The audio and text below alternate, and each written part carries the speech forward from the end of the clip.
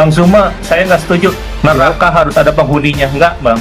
Kalau abang bisa nyelamatin orang-orang Kristen, orang-orang Kristen yang tersesat, ya abang harus selamatkan. Jangan didiamkan, diam aja. Ini bahaya.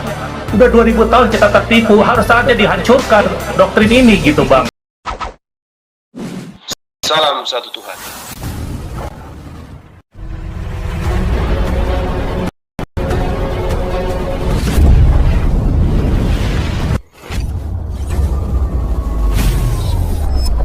Ya, pengantar ini singkat para sahabat. Dukung semua ya sahabat-sahabat kita channel Bensa News Muslim.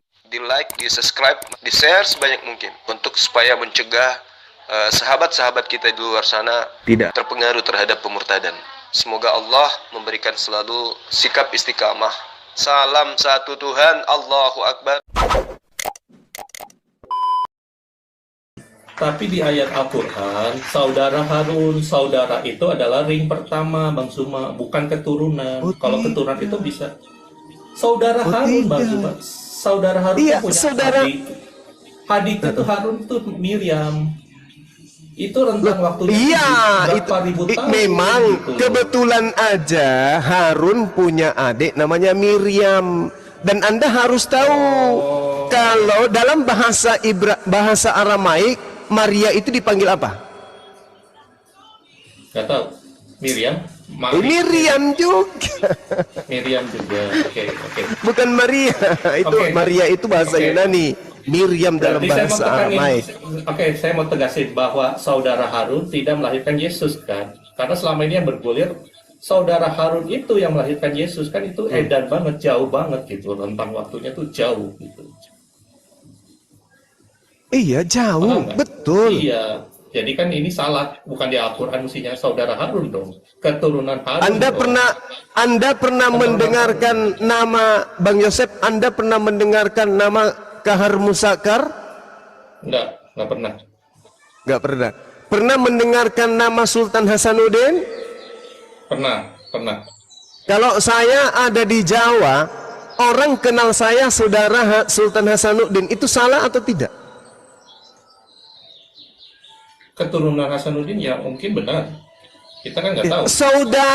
Saudara laki-lakinya Sultan Hasanuddin.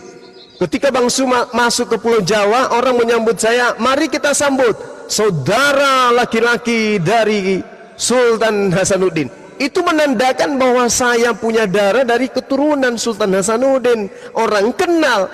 Bagi Bani Israel, Harun itu adalah seorang tokoh ternama, orang suci, orang mulia yang mendampingi Nabi Musa alaihissalam. Jadi ketika ada orang benar pada mata mereka yang keturunan daripada orang-orang yang mulia di antara mereka, maka mereka disebut sebagai saudara orang tersebut. Maryam disebut saudara Harun, membuktikan bahwa Maryam itu adalah orang yang suci, orang yang baik-baik, berasal dari keturunan yang baik-baik. Makanya dalilnya jelas, wahai saudara perempuan Harun, ayahmu bukan seorang yang buruk akhlak, buruk perbuatan, buruk akidah, dan ibumu bukan seorang perempuan pesina. Kenapa kamu bersina? Kenapa kamu melahirkan seorang anak dari hasil zina? Padahal kamu keturunan baik-baik. Kau ini saudara Harun. Wahai Bang Zuma, kenapa kau jadi pengecut? Kenapa kau jadi penakut? Sementara kau itu punya saudara bernama Sultan Hasanuddin, orang yang gagah berani mengusir penjajah, pahlawan dari tanah Makassar, yang sangat luar biasa. Paham. Itu maksudnya, Bang. Baik, paham Bang, paham. Makasih Bang. Oke. Lalu kalau begitu Yesus atau Isa masih keturunan Harun? Yes, betul. Bukan Karena keturunan ibunya Daud. juga adalah saudara Harun. Bukan keturunan Daud. Begitu Bang. Lah, mereka Daud ini dari mana? Dari Yusuf. Yusuf ini dari mana? Ya dari Daud. Keturunan Daud bla bla bla bla bla sampai Yusuf. Oke, Anda membacanya di mana?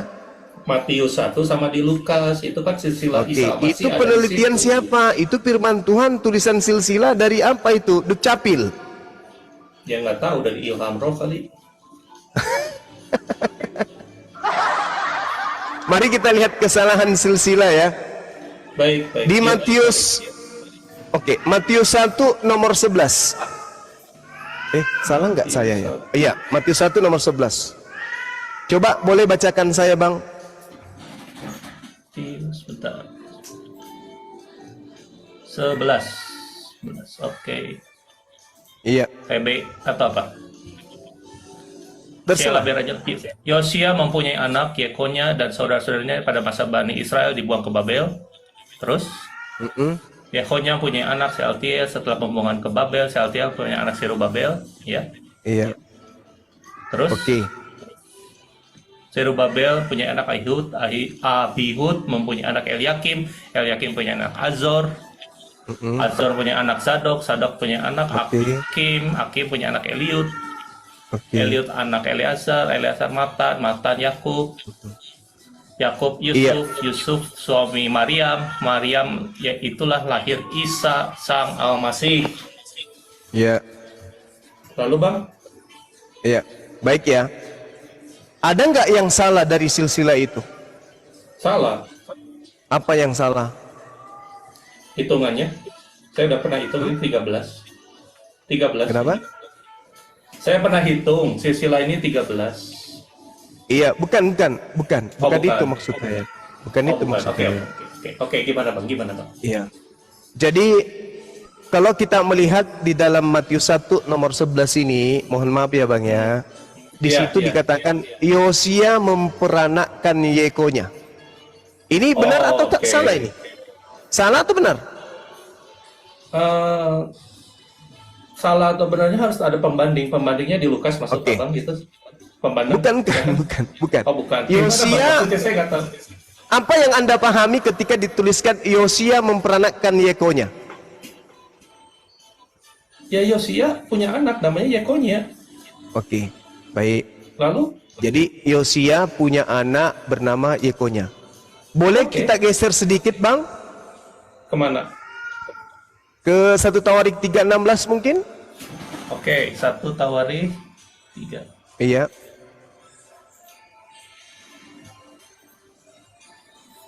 Tiga 16. Iya.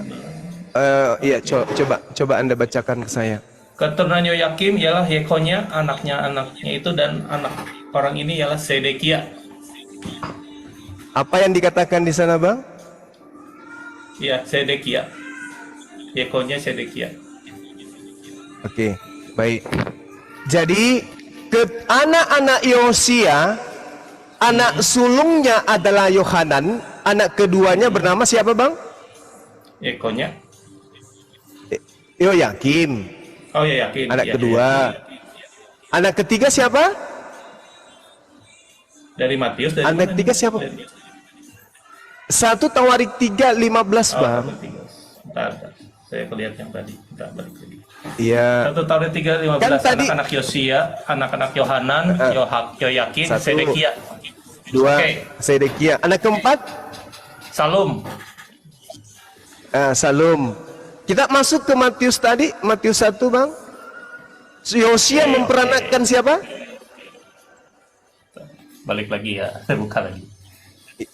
Iya. Di HP, bentar ya. Atau bacain aja. Memang Bang. berat. Oke. Saya lihat ya, saya bacakan ya, saya ingatkan ya. Oke. Matius 1 nomor 11, Yosia memperanakkan Yekonya. Yekonya diperanakkan oleh Yosia. Di dalam 1 Tawarik 3:15, anak-anak Yosia adalah Yohanan, Yoyakim, Zedekia, Salum. Mana Yekonya di situ, Bang? Nggak ada. Loh, kenapa Matius mengatakan Yosia memperanakkan Yekonya? Salah ketik kali.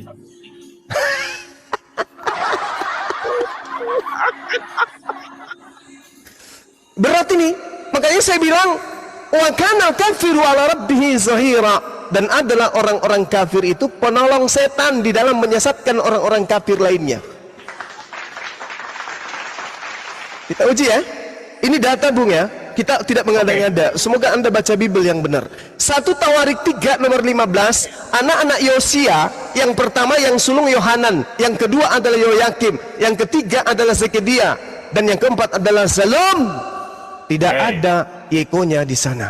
Nah, sekarang permasalahannya adalah di dalam Matius 1 nomor 13, Yosia memperanakkan Yekonya. Ini ilmu jurus dari mana yang digunakan oleh pengarang Matius ini?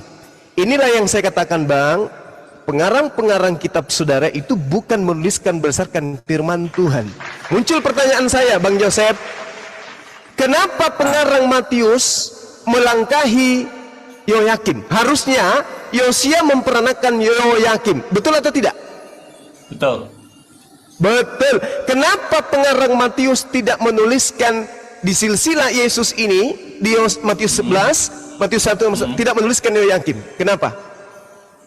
Ya mungkin hilaf. Bukan hilaf, Bang. Oh, bukan. Dia ingin Apa? menyesatkan manusia, Bang. Oke. Mau bukti? Mau bukti, Bang? Oke. Mau bukti, Bang? Saya kasih bukti. Silsilah dulu ini. Silsilah dulu. Iya, ini kan sudah penyesatan ini. Matius 11. Satu lagi. Matius. Bentar. Matius 1. Bang. Iya. Silsilahnya kan ada satu lagi di Lukas 3 ayat 23. Sabar dulu. Mas, Oke. mengenai silsilah, oke. Kita udah paham. Ini dulu, Yosia memperanakan Yekonya adalah sebuah kesalahan fatal. Betul? Oke. Nah, sekarang muncul masalah baru. Apa? Kenapa pengarang Matius menghilangkan nama Yoyakim di situ? Yang harusnya Yosia memperanakkan Yoyakim, Yoyakim memperanakkan Yekonya. Kenapa Yoyakim dihapuskan di sini? Tidak dituliskan, Bang. Kenapa? Yosia anak sulungnya ialah Yohanan, anak kedua adalah Yoyakim, anak ketiga adalah Sedekia, anak keempat adalah Salum. Keturunannya Yoyakim adalah Yekonya. Oke. Kenapa dia tidak tuliskan Yoyakim di sini? Kenapa? Kenapa, Bang? Mau tahu alasannya? Ya, boleh. Kenapa, Oke. Bang? Di dalam Yeremia 36 nomor 30 berbunyi begini. Sebab itu, beginilah firman Tuhan tentang Yoyakim, Raja Yehuda. Yoyakim tidak akan mempunyai keturunan yang akan duduk di atas tahta Daud.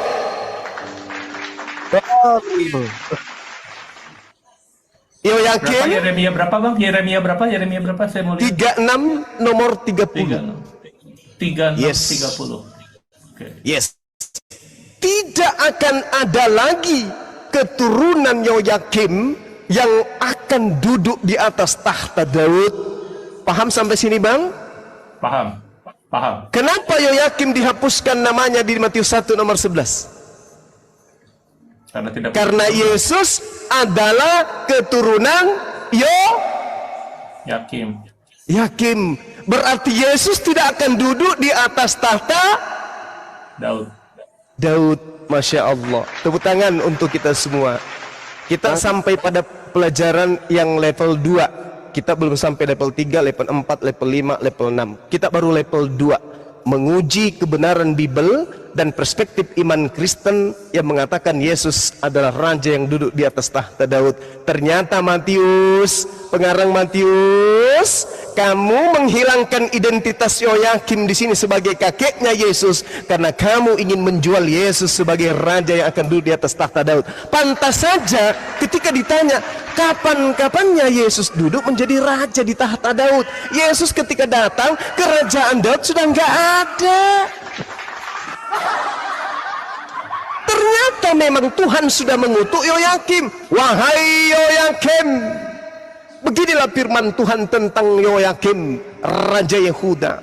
Yoyakim tidak akan mempunyai keturunan yang akan duduk di atas tahta Daud, dan mayat Yoyakim akan tercampak sehingga kena panas di waktu siang dan kena dingin di waktu malam.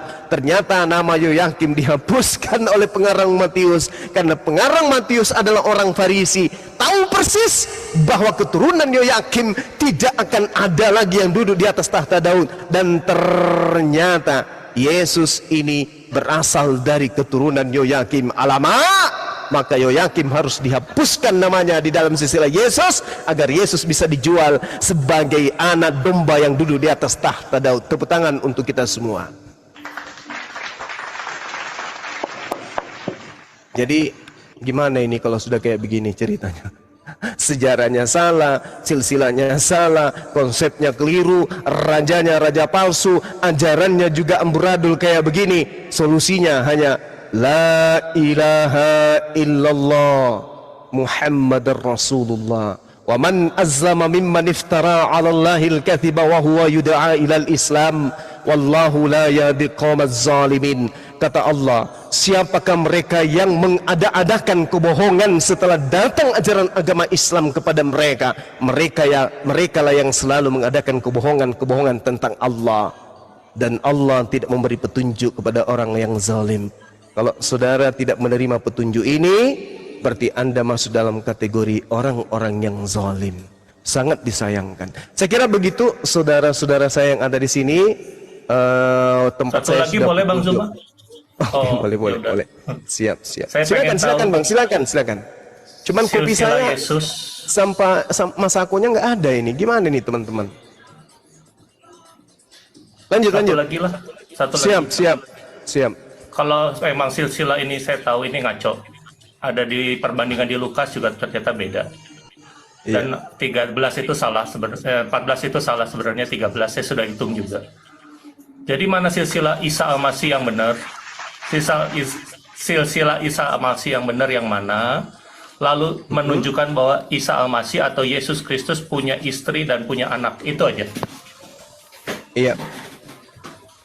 Jadi Al-Quranul Karim menerangkan tentang para nabi, ya, sebagai rasul yang datang kepada seluruh kepada manusia-manusia.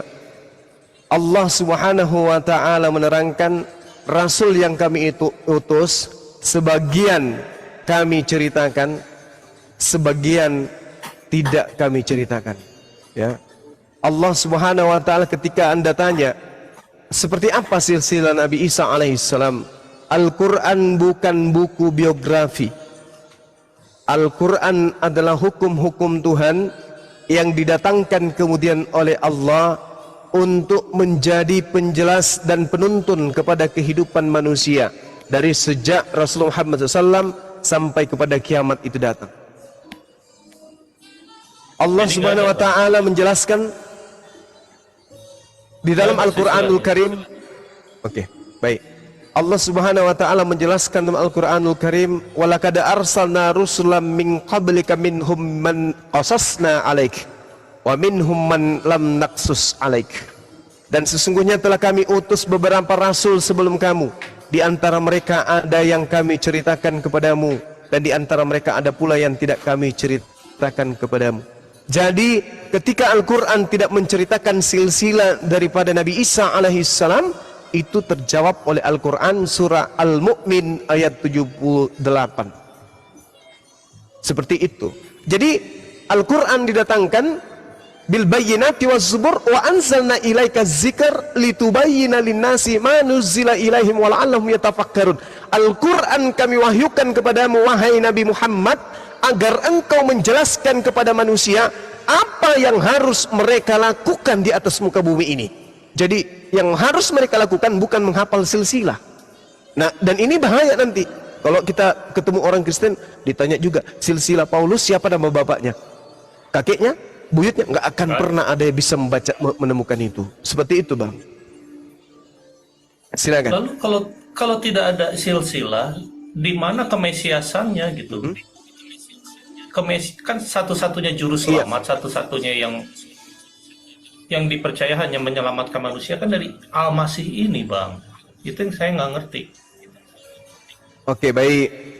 Jadi Nabi Isa alaihissalam kemudian dikatakan oleh Allah di dalam Al-Quran, tidak ada seorang ahli kitab pun, ya, yang ketika Nabi Isa alaihissalam datang untuk yang kedua kalinya, selain mereka akan beriman kepada Nabi Isa alaihissalam. Tidak ada ahli kitab yang tidak akan beriman kepada Nabi Isa alaihissalam. Selain mereka akan beriman setelah Nabi Isa itu datang untuk yang kedua kalinya. Jadi Mesias yang ditunggu sebenarnya oleh orang Yahudi itu adalah Nabi Isa alaihissalam. Ya. Tetapi ketika Dalilnya datang di mana? yang pertama kali, mereka tolak. Dalilnya di Maksudnya? mana kalau Isa Al-Masih dari Islam itu adalah Mesias dari Yahudi gitu Bang? Al-Quranul Karim, ada yang ingat dalam surah An-Nisa ayat 159, ayat 159, Allah subhanahu wa ta'ala menjelaskan, wa min ahlal kitab illa la yu'minanna bihi qablal mauti wa yawmal qiyamati yakunu alaihim syahida. Tidak ada seorang pun di antara ahli kitab, baik Yahudi maupun Nasrani, kecuali beriman kepada Nabi Isa menjelang kematiannya. Pada hari kiamat, Nabi Isa akan menjadi saksi terhadap mereka. Ini yang diterangkan oleh Al-Quran. Berarti Nabi Isa ini adalah Al-Masih. Makanya dikatakan wa isqalallahu ya Isa banu Maryam a anta qulta linnas.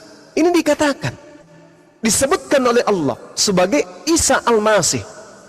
Nah, apa yang dimaksud dengan pernyataan Allah kepada Bani Israel bahwa semua Bani Israel akan mengimani dia sebagai utusan Allah, sebagai Mesias yang mereka tunggu? Kenapa? Karena ketika datang yang kedua kalinya, Nabi Isa alaihissalam akan menjadi hakim di tengah-tengah mereka.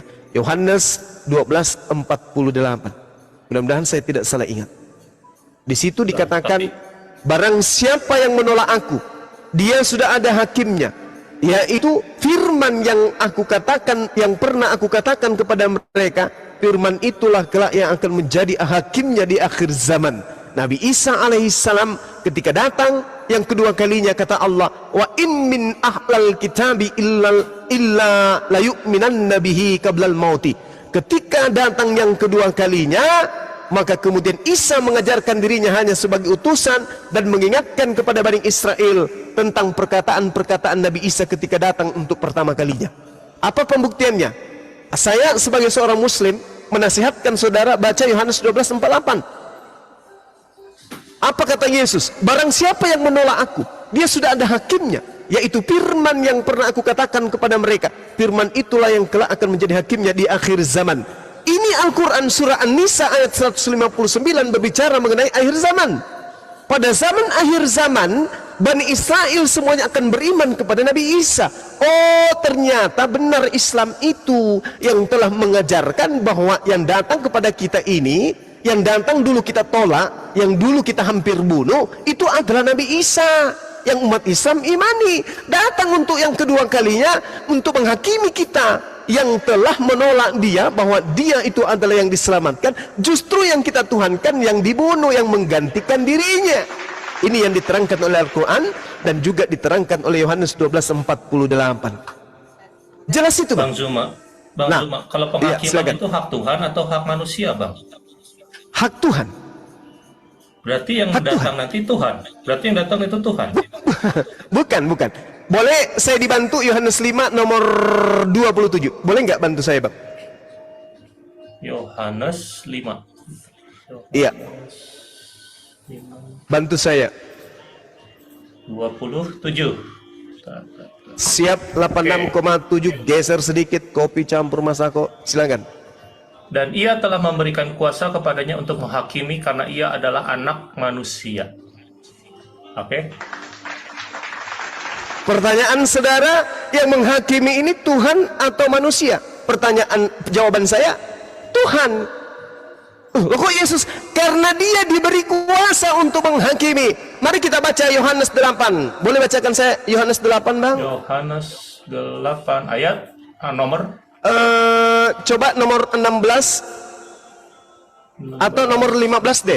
15 sampai nomor 18. Bantu saya, Bang. Saya udah lelah ini. Suara saya udah mulai. Dek, Om, bisa minta air minum nggak?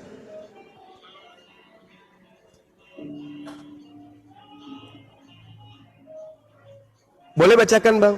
Oke, Yohanes 8 ayat 15. Kamu menghakimi menurut ukuran manusia, aku tidak menghakimi seorang pun. Ayat 16. Nomor 16-nya? Dan jikalau aku menghakimi, maka penghakimanku itu benar, sebab aku tidak seorang diri, tapi aku bersama dengan Dia yang mengutus aku. Subhanallah.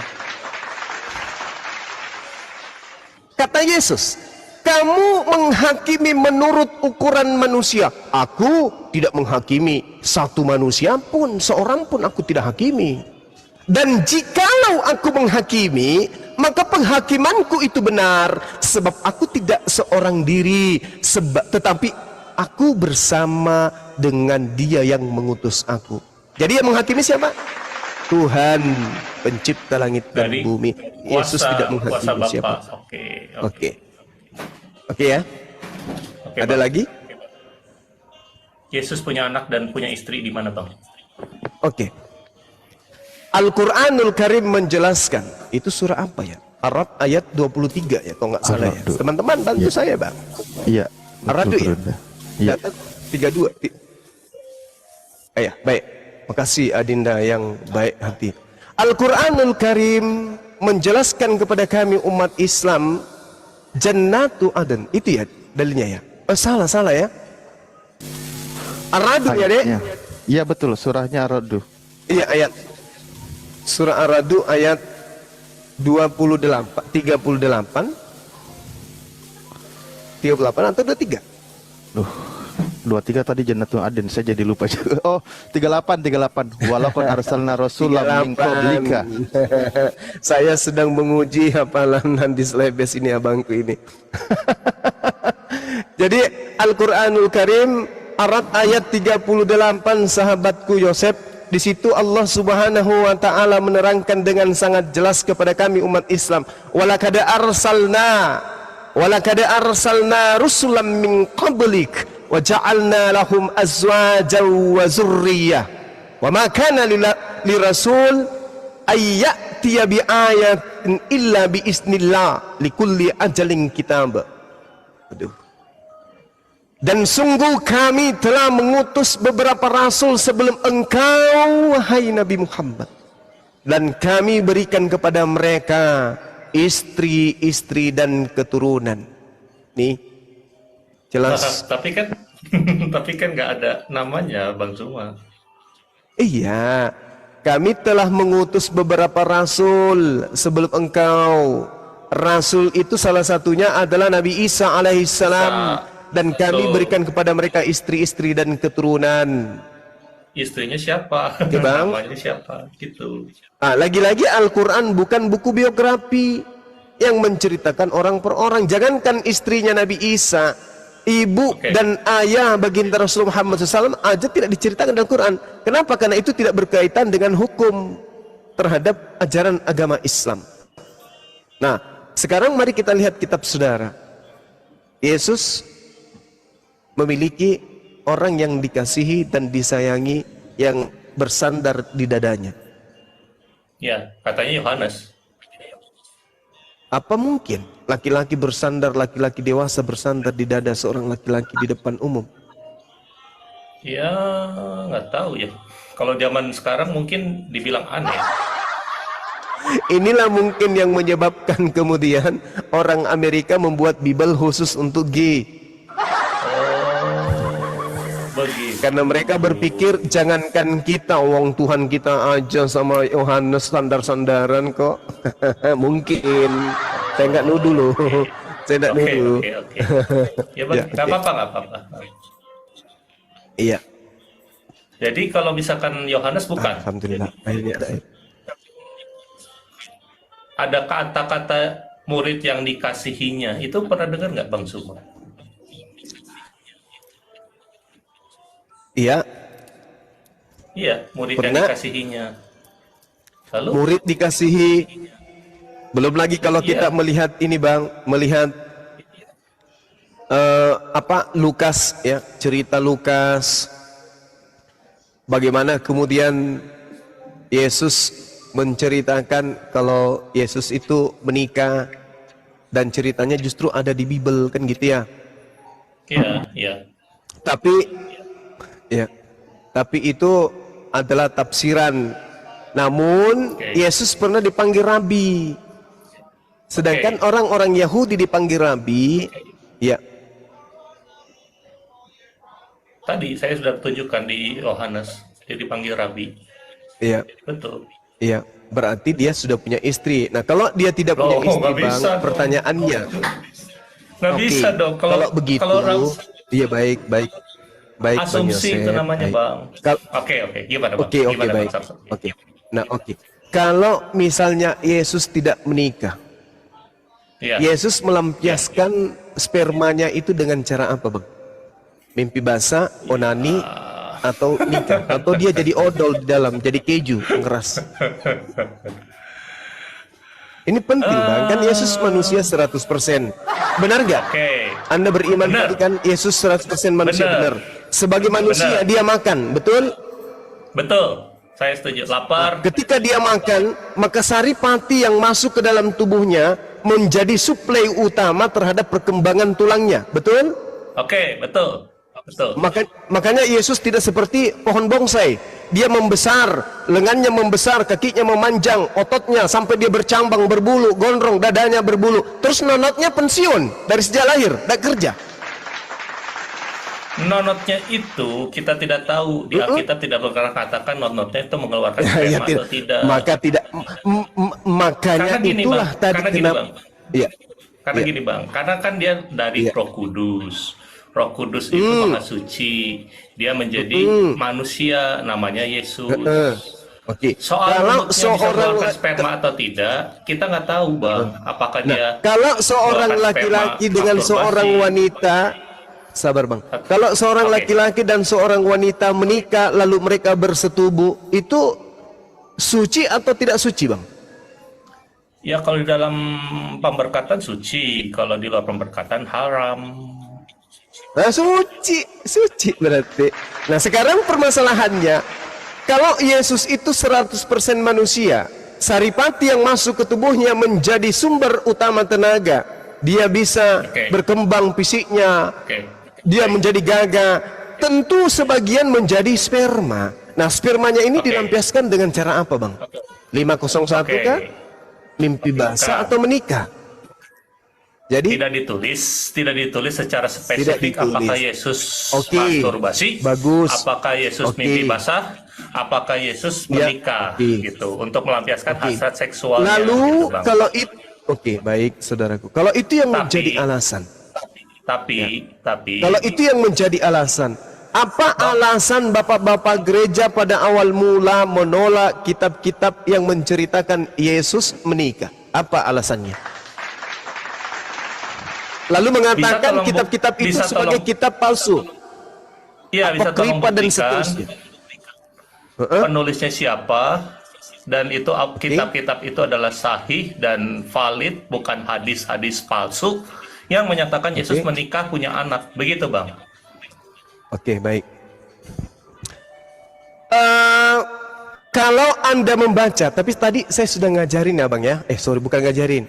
Sudah memberitakan ke Abang yang dipanggil oleh Yesus di Yohanes 1 nomor 43 tadi itu siapa, Bang? Filipus. Yang menurut saya sih Yohanes Pembaptis. Filipus. Yohanes Pembaptis. Filipus. Bukan, Bang. Yohanes Pembaptis. Maaf. Filipus, Bang. Ya. Filipus. Filipus, Bang ya. Aha. Filipus. Berarti Filipus ini punya hak enggak untuk menulis? Punya dong. Kan dia dipanggil, betul. Punya. Betul. Terus kenapa Injil Oke. Filipus ditolak oleh gereja? Karena kalau menurut pandangan saya, pandangan saya pribadi nih, entah salah atau benar, silakan koreksi. Iya. Filipus ini berbeda dengan Filipus Iya. yang kitab apokrifa gitu.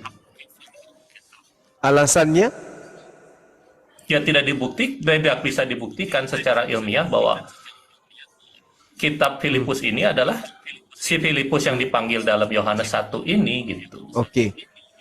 Tapi minimal ada yang bernama Filipus yang dipanggil, betul? Betul, setuju. Oke.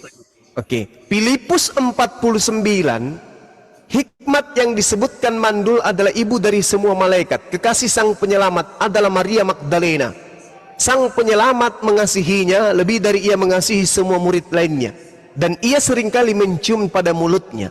Murid-murid lainnya berkata kepada Yesus, "Mengapa engkau mengasihi lebih dari engkau mengasihi kami semua?" Sang Penyelamat menjawab dan berkata kepada mereka, mengapa aku tidak mengasihi kalian seperti dirinya? Karena Maria Magdalena adalah istri. Boleh lihat bang? Ini Tunjukkan, kira-kira Bang. kalau sabar bang, Tunjukkan bang. sabar bang, sabar. Oke. Sabar oke, saudara. oke. Ini kira-kira kalau ada kitab Filipus muncul pada saat konsili, pada saat kemudian pengkanonan kitab yang dianggap suci, kira-kira kitab ini lolos atau tidak bang? Ya tidak bang, karena tidak menunjukkan keilahian dan Tuhan Yesus. Supaya kitab ini tidak diloloskan, boleh tidak kitab ini dikatakan bahwa kitab palsu? Boleh nggak? Ya harus dikatakan palsu. Walaupun dia asli? Aslinya dari mana bang? Enggak, saya tanya, walaupun dia asli, sabar bang, walaupun Iya. dia asli, nah, Kalau menurut bagus. abang asli, iya, walaupun abang asli, ya oke, harusnya masuk. Tapi kan harus dibuktikan bahwa ini tuh kitab yang asli, gitu bang. Paham nggak bang? Paham nggak? Saya setuju sama abang. Kalaupun Zuma. dibuktikan, sabar saudaraku, saya kan udah tanya tuh, kalaupun dibuktikan ini asli, apakah gereja mau menerima? Sewajibnya menerima. Kalau diterima, apakah Kristen masih berdiri? Tuhannya punya istri? Gulung Ya, tikar mungkin atau tikal gurung? Runtuh, seperti salib yang runtuh. Jadi percuma aja bang kita cari asli atau tidak. Kasihan Kristen kalau nanti pendeta-pendeta kehabisan perpuluhan kalau dibuktikan ini adalah asli. Nggak perlu. Yang pasti yang harus dipercaya oleh orang Kristen adalah Bang. neraka juga butuh penghuni, bang. Itu yang pertama. Kedua, Filipus dipanggil oleh Yesus, Lukas tak pernah, Markus tak pernah. Oke, Bang, Paulus Bang, tak Bang. pernah. Sedangkan gereja, sabar bang, sabar. Sedangkan Kristen 14 buku yang dituliskan oleh Paulus itu sama sekali tidak pernah dipanggil oleh Yesus. Paulus ikutlah denganku. Tak ada. Itu cuma cerita Lukas. Sementara Lukas tidak pernah dipanggil oleh Yesus. Lukas bercerita Kisah Para Rasul 2 nomor 8, Kisah Para Rasul 9 nomor 6 yang bercerita Lukas, sementara Lukasnya tidak pernah dipanggil oleh Yesus. Filipuslah yang dipanggil. Maka selayaknya kemudian Yesus ini Filipus ini dianggap sebagai pembawa berita Injilnya Yesus. Terakhir dari saya bang, terakhir. Pernah tidak Yesus memanggil Maria dengan panggilan istri? Ya di Alkitab nggak pernah ada bang. Kalau istri dalam bahasa Yunani apa bang? Nggak tahu, saya belum cek.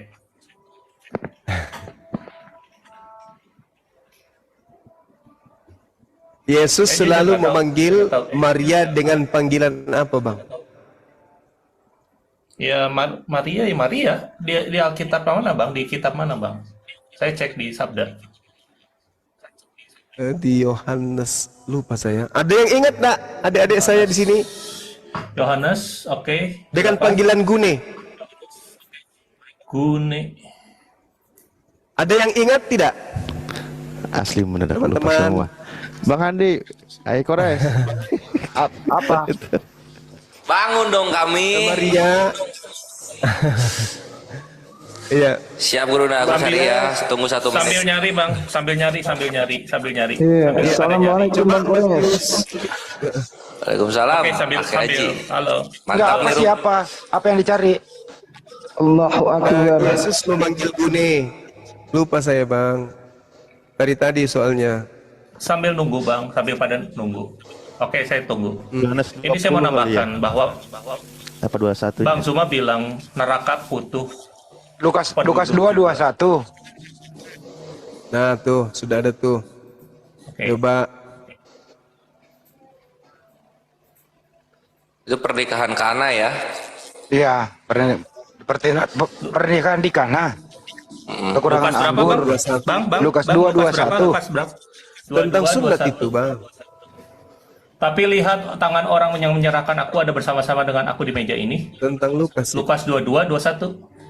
Lukas 2:21 Oh, pernikahan di Kana. Lukas 2 ayat 21. Dan ketika genap 8 hari ya harus disunatkan. Ya diberi nama Yesus, yaitu nama yang disebut oleh malaikat yang dikandung Sunat ibunya. itu bang. Bukan ya. Bang Zuma, saya nggak setuju. Neraka harus ada penghuninya, enggak, Bang.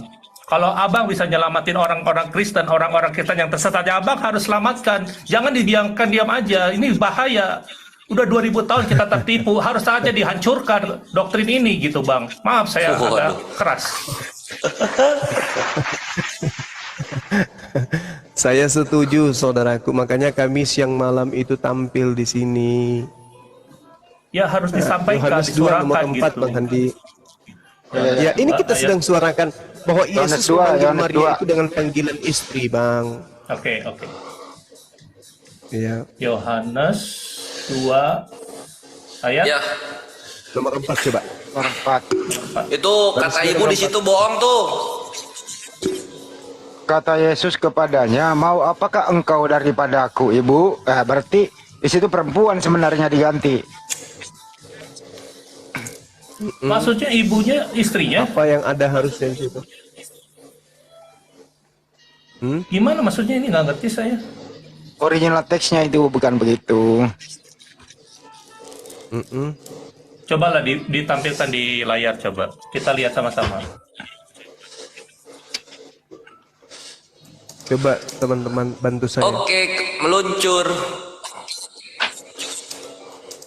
Siap, 86, maaf bikin kopi tadi Bang Juma. Bikin kopi. Apa tadi apa? Tampilin aja, Res. Yohanes kan bukan John kan? Bang Sore silakan. Siap. 24 enggak. Yohanes 24. Oke. Ya. Benar enggak Ini ini? Bentar. Barakallah. Oi, HP tua, nyala. Ya, Ustaz Alif ya, apa Bang Kores? Nih. Oh, udah Ustaz Alif ya? Ya udahlah. Ustaz Alif aja, gas. Bang Alif, Iya. Bang Alif, Ya. silakan. Ustaz, Itu udah nongol tuh. Yang mana aja terserah. mana aja lah, Ambil moderator gerak semua. cepat. Di sini kan maksudnya. maka kata Yesus kepadanya, hai perempuan. Nah, terjemahan lain menggunakan perempuan, ada yang lain kata ibu. Nah, di sini ternyata disebut menggunakan original kata gune. Gune ini di sini siapa? Gune. Pengantin. Istri atau Pengantin. mempelai. Iya. Mempelai, pengantrin. Tapi bang, maaf nih bang, Iya. masa istri Yesus ibunya sendiri bang, kan gila bang. Mustahil begitu.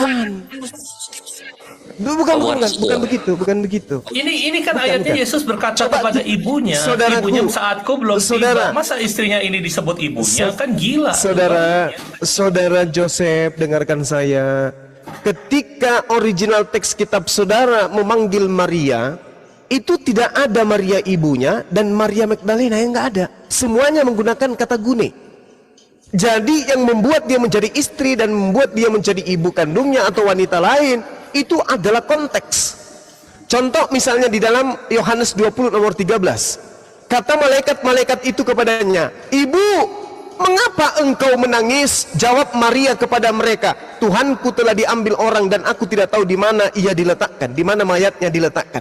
Kata gune di situ itu merujuk kepada Maria. Maria siapa? Maria yang diselamatkan dari Maria ada kan, Maria Magdalena ada satu lagi yang itu mencuci dia. kakinya. Iya, dia dipanggil gune. Gune dalam bahasa Yunani bisa diartikan istrinya, bisa diartikan mempelai perempuan. Gune. Iya betul. Apa yang Sebagai ibu, terjemahan ibu yang juga sebenarnya bisa. begini, Bung. Begini, nggak ada, Bung, ibu. Kalau ibu dalam Ini kan- bahasa Yunani, mater. Bung, kalau kan ibu dalam bahasa konteks Yunani, ini- mater. Oke. Lalu yang di Mater. sini, ini siapa? Maria Magdalena yang belum pernah ketemu. Kenapa dia tiba-tiba bilang, "Hai Maria Magdalena, istriku saatku belum tiba"? Kan aneh. Kalau yang di situ mungkin aja ibunya, tapi kalau di Yohanes 20:13, Nah, itu, makanya saya katakan tadi, tidak bisa kita menentukan dia istrinya atau wanita lain atau ibunya. Kenapa? Yesus selalu dituliskan dalam Bible memanggil gune. Gune itu istri, Oke. mempelai, perempuan, dan seterusnya. kalau dari panggilan berarti kita bilang aja hi woman. Kalau ini kan dari bahasa Inggrisnya kan hi woman kan, KJV-nya. Berarti kalau Yesus memanggil hi woman, kalau Yesus Hi memanggil woman. hi woman, berarti dia menyalahi aturan Tuhan. Hormatilah ibumu. Loh, Masa dia bukan hanya manggil wahai menyalahi. perempuan? Iya, bukan hanya menyalahi, dia juga tidak mengakui ibunya. Hai, Nah, apa itu dia, Yesus ada yang memanggil ibumu, Inilah- memanggil engkau, ada yang Malin memanggil engkau. kundang, Bang. Malin kundang. Siapa Bang. yang Berarti- siapa ibuku, Berarti- siapa saudaraku, berarti Yesus mereka adalah anak yang durhaka melakukan atau anak- kehendak Bapakku di Yesus surga. benar nggak? Oke, baik. Oke. Itu ayatnya ada, Berarti Bang. dia adalah anak durhaka, betul? Berarti dia anak durhaka, Bang. Ya kalau misalkan ngomong gini ya, kalau durhaka itu gimana sih? Maksudnya durhaka itu kita menghina ibu kita. Anda mengatakan tidak- tadi, Iya, Anda tadi iya, mengakui Yesus tidak mengakui ibunya. Itu iya. durhaka atau tidak? Ya Iya. kalau dalam konteks misalkan kita secara awam durhaka, saya akuin itu durhaka. Tapi ayat ini ditulis dalam konteks dia tuh waktu itu sedang mengajar, waktu itu dipanggil sama ibunya, sudahlah berhenti, jangan kegilaan seperti ini gitu, untuk menghentikan kehendak Allah, memberitakan Injil. Saat itu coba Berarti boleh ya? diberhentikan oleh ibunya. Yesus Berarti boleh berhenti, yang melakukan hal seperti ini ya. kamu dipanggil tuh sama ibu kamu tuh. Yesus tanya, siapa ibuku, siapa saudaraku? Ini, nih yang duduk di sebelah saya, di kaki saya, mendengarkan saya bersabda, inilah ibuku, inilah saudara-saudaraku. Begitu Bang Zuma, silahkan. Oke. Berarti Yesus itu terindikasi anak durhaka. Nah, sekarang gini, kata malaikat-malaikat itu kepadanya, Gune, mengapa engkau menangis? Kan gitu ya. Nah, sekarang di sini disebut Maria ini sebagai Gune juga. Sedangkan malaikat yang dimaksud di sini adalah Yesus sendiri yang menyerupai malaikat yang tadinya adalah mayat yang hidup kembali, dibangkitkan. Itu jelas. Yohanes berapa Bang? Yohanes berapa Jadi Bang? kalau saudara Yohanes Yohanes berapa, Bang? 20:13 coba. 23, saya cek. 20:13. Yohanes 23, nggak ada Yohanes 23, 21 maksimal. 20 nomor 13. 20 nomor 13. 20 nomor 13. 2013. Oke. Kata malaikat-malaikat itu pada ibu, mengapa engkau menangis? Jawab Maria kepada mereka, Tuhanku telah diambil orang dan aku tidak tahu di mana ia diletakkan. Oke. Dilihat di Marianya. Iya, Maria dipanggil Gune kan? Oke. Oke. Nah, yang tadi itu kita sudah sampai kepada titik kesimpulan bahwasanya ketika kitab Filipus ini benar-benar Injil yang asli, maka apakah akan diloloskan oleh gereja-gereja pada saat pengkanunan kitab? Ternyata tidak. Jadi percuma aja. Percuma aja. Nah, sedangkan kalau dikatakan Injil apokrifa, apokrifa itu berarti Injil yang disembunyikan, bukan Injil palsu, tapi Injil yang disembunyikan. Kan gitu ya. Oke. Oke, mungkin cukup teman dari Terima kasih, saya. Bang Zuma. Silakan Ya, sedikit. barakallahu fikum Burunda. Masya Allah. Ya, Sama-sama Bang. Thank you Bang Zuma. Allahu Akbar. Ini perdana nih Gurunda. Masya Allah. Viewernya luar biasa. Masya Allah. Insya Allah. Semoga Allah memberikan hidayah kepada saudara kita. Amin, amin. Amin. Amin, amin, amin. Allahumma amin. Sih menurut Oke, impor silakan. Pak Yosef Ya, sudah silakan Bang. mulai ada hal-hal yang kedepannya lebih baik. Oke, amin, amin, amin. Semoga Lanjut. kita dapat. Kalau Wabarakatuh. boleh menanggapi tadi Pak Yosep, gitu ya Pak Yosep. Ya maaf ini bukan menyanggah, bukan mendebat. Saya apresiasi kepada Pak Yosep sebagai pengamat ya. Benar-benar Pak Yosep itu ingin tahu dan jujur dalam memaknai suatu bahasa Indonesia yang baik tadi. Artinya kalau connect ya connect, kalau enggak ya enggak gitu ya. Itu apresiasi buat Anda. Beda kalau orang ingin main-main, beda juga orang kalau lagi serius. Itu tanggapan saya buat Pak Yosep. Ya, jadi ada Bang Andi, Bang Kores, Ustadz Alif, yang lainnya. Ini kan perdana nih ya di room saya, di kamar saya, Gurunda. Gimana? Nyaman nggak? Nggak ada kopinya, nggak nyaman. Insya Allah. Ya ini luar biasa teman-teman moderator yang bekerja semuanya. Alhamdulillah. AC-nya juga kayaknya lama nggak diservis, beda. Ntar dulu. Yang kedua tanggapan saya buat Pak Yosep, agak sedikit tadi banyak data-data yang diberikan oleh Bang Juma. Pak Yosep agak sedikit banyak pertanyaan. Kok bisa begitu ya? Terutama di Bible itu Pak Yosep jujur dalam menyikapi, berbeda sama Kristen yang lain Pak Yosep. Karena ada apa ini Pak Yosep? Bisa komentar dikit Bang? Sudah saya katakan dari awal, dari kemarin saya sudah katakan.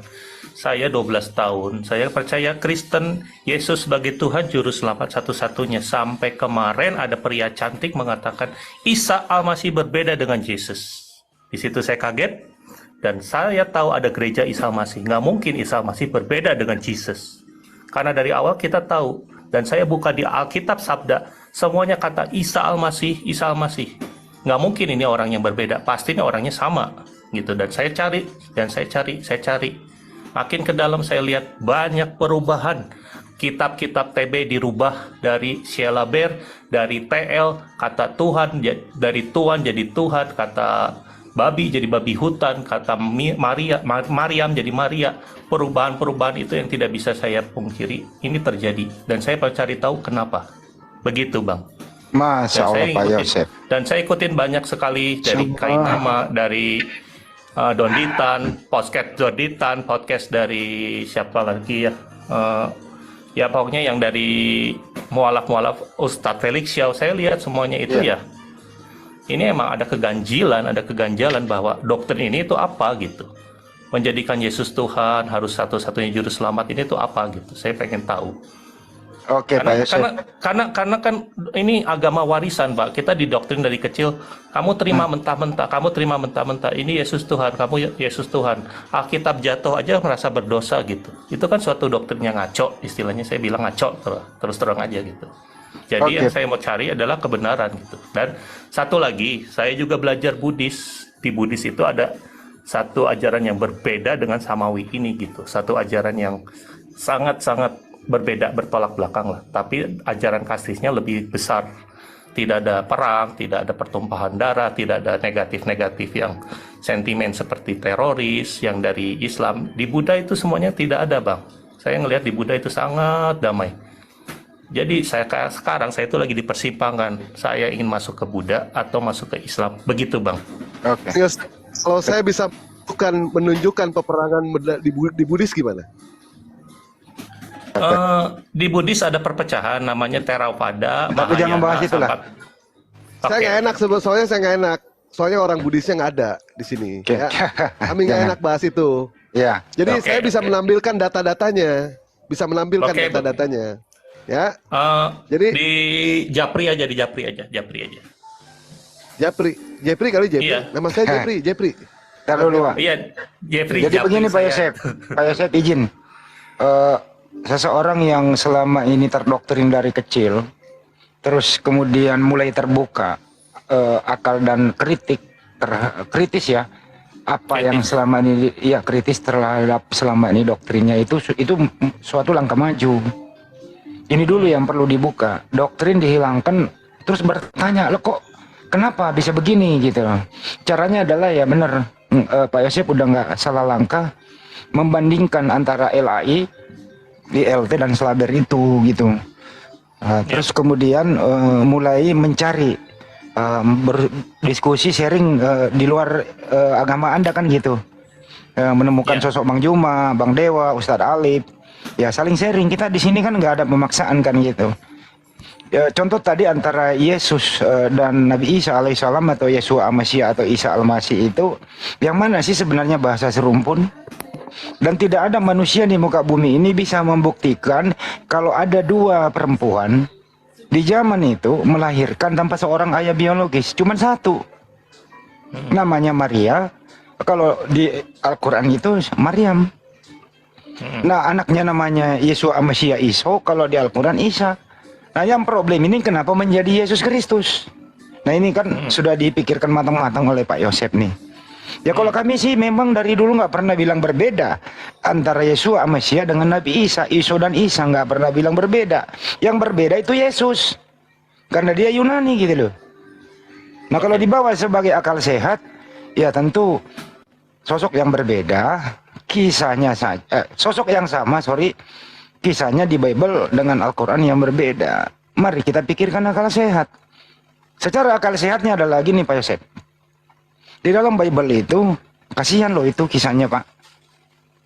Sangat-sangat menistakan anaknya Maria itu di sana. Kalau di Al-Quran Pak, kami dimuliakan. Kakak pernah diapa-apakan gitu loh, diolok-olok di Bible itu Pak. Ditelanjangin, mohon maaf. Diberi mahkota berduri, diludahi gitu loh. Apa ini yang kita mau percaya? Nah kalau ini sudah terbuka, ya monggo. Kami siap untuk berdiskusi baik-baik. Semoga Pak Yosef kedepannya lebih baik. Itu dari komentar saya diskusi yang tadi Pak Yosef. Terima kasih. Terima kasih Bang, makasih banyak. Jadi saya tahu yang penistaan dari Alkitab memang terlihat sangat menjelek-jelekan dan menghina. Tapi itu kan maksudnya ada yang lain gitu, terselubung, yaitu penebusan dosa gitu Bang. Yang sudah ditanamkan sejak saya balita tadi. Jadi yang itu yang mau saya korek. Begitu Bang. Kalau untuk penebusan dosa, Wak masuk Wak atau Ustaz Alif gantian? Bebas, Dewa mah siap.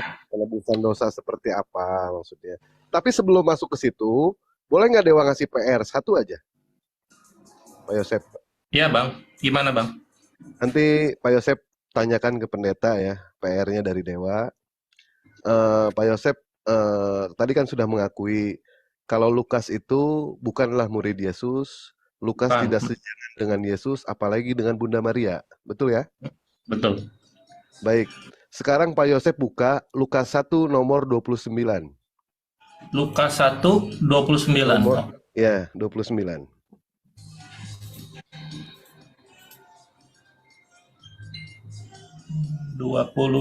Ya. Ya, silakan dibacakan, Mbak.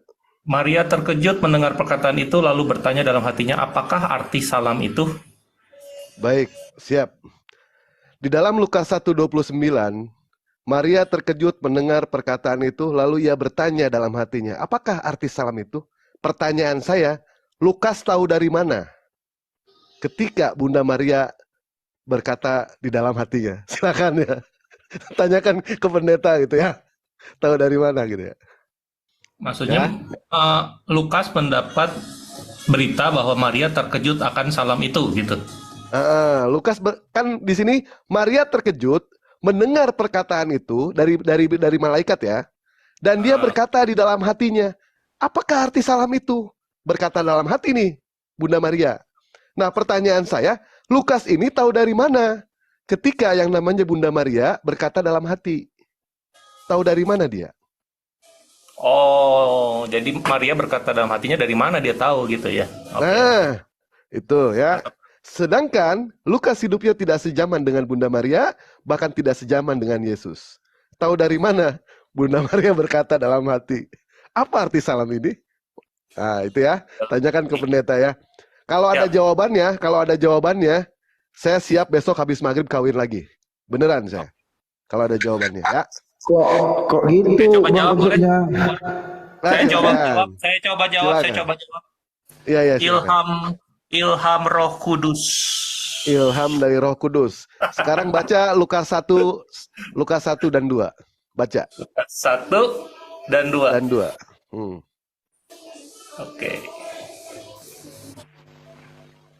Penyelidikan itu mah. Dikasih tahu. Udah, poinnya itu ya Pak Yosef ya. Lukas hasil menyelidiki, bukan mendapatkan ilham dari Roh Kudus. Bukan, ya.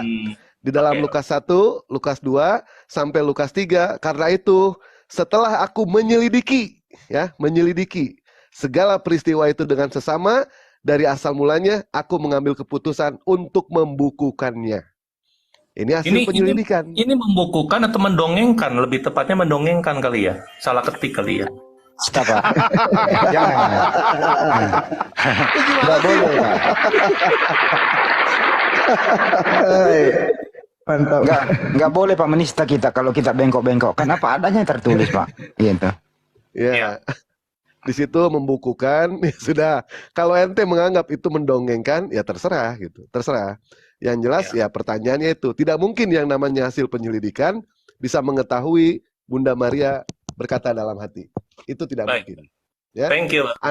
Andaikan Lukas itu tahu, Lukas itu ternyata mendapatkan ilham sesuai dengan apa yang disampaikan sama Bang Yosef, dapat ilham, apakah mungkin yang namanya dapat ilham harus diselidiki kembali? Ini pun hal yang tidak mungkin. Betul? Betul. Yang namanya ilham itu datang dari Tuhan. Yang namanya ilham tidak akan mendapatkan kesalahan.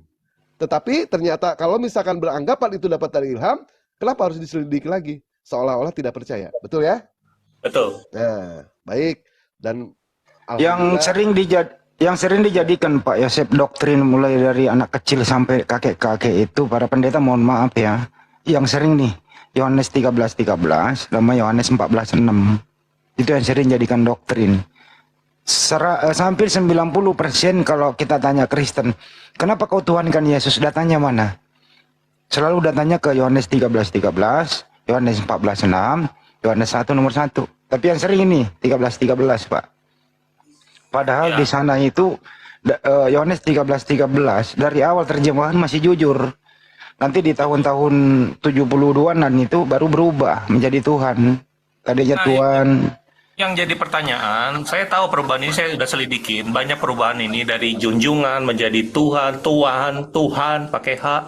Dan sekarang juga kata Tuhan udah nggak ada nih di LAI. Pada waktu itu saya lihat ada Tuhan. Ini udah nggak ada di Sabda. Ini semua Tuhan. Kayaknya ini ada seseorang yang ngerubah sengaja dituhankan gitu. Entah konspirasi apa, tapi dipaksa menjadi Tuhan. Saya sih curiganya begitu, Pak.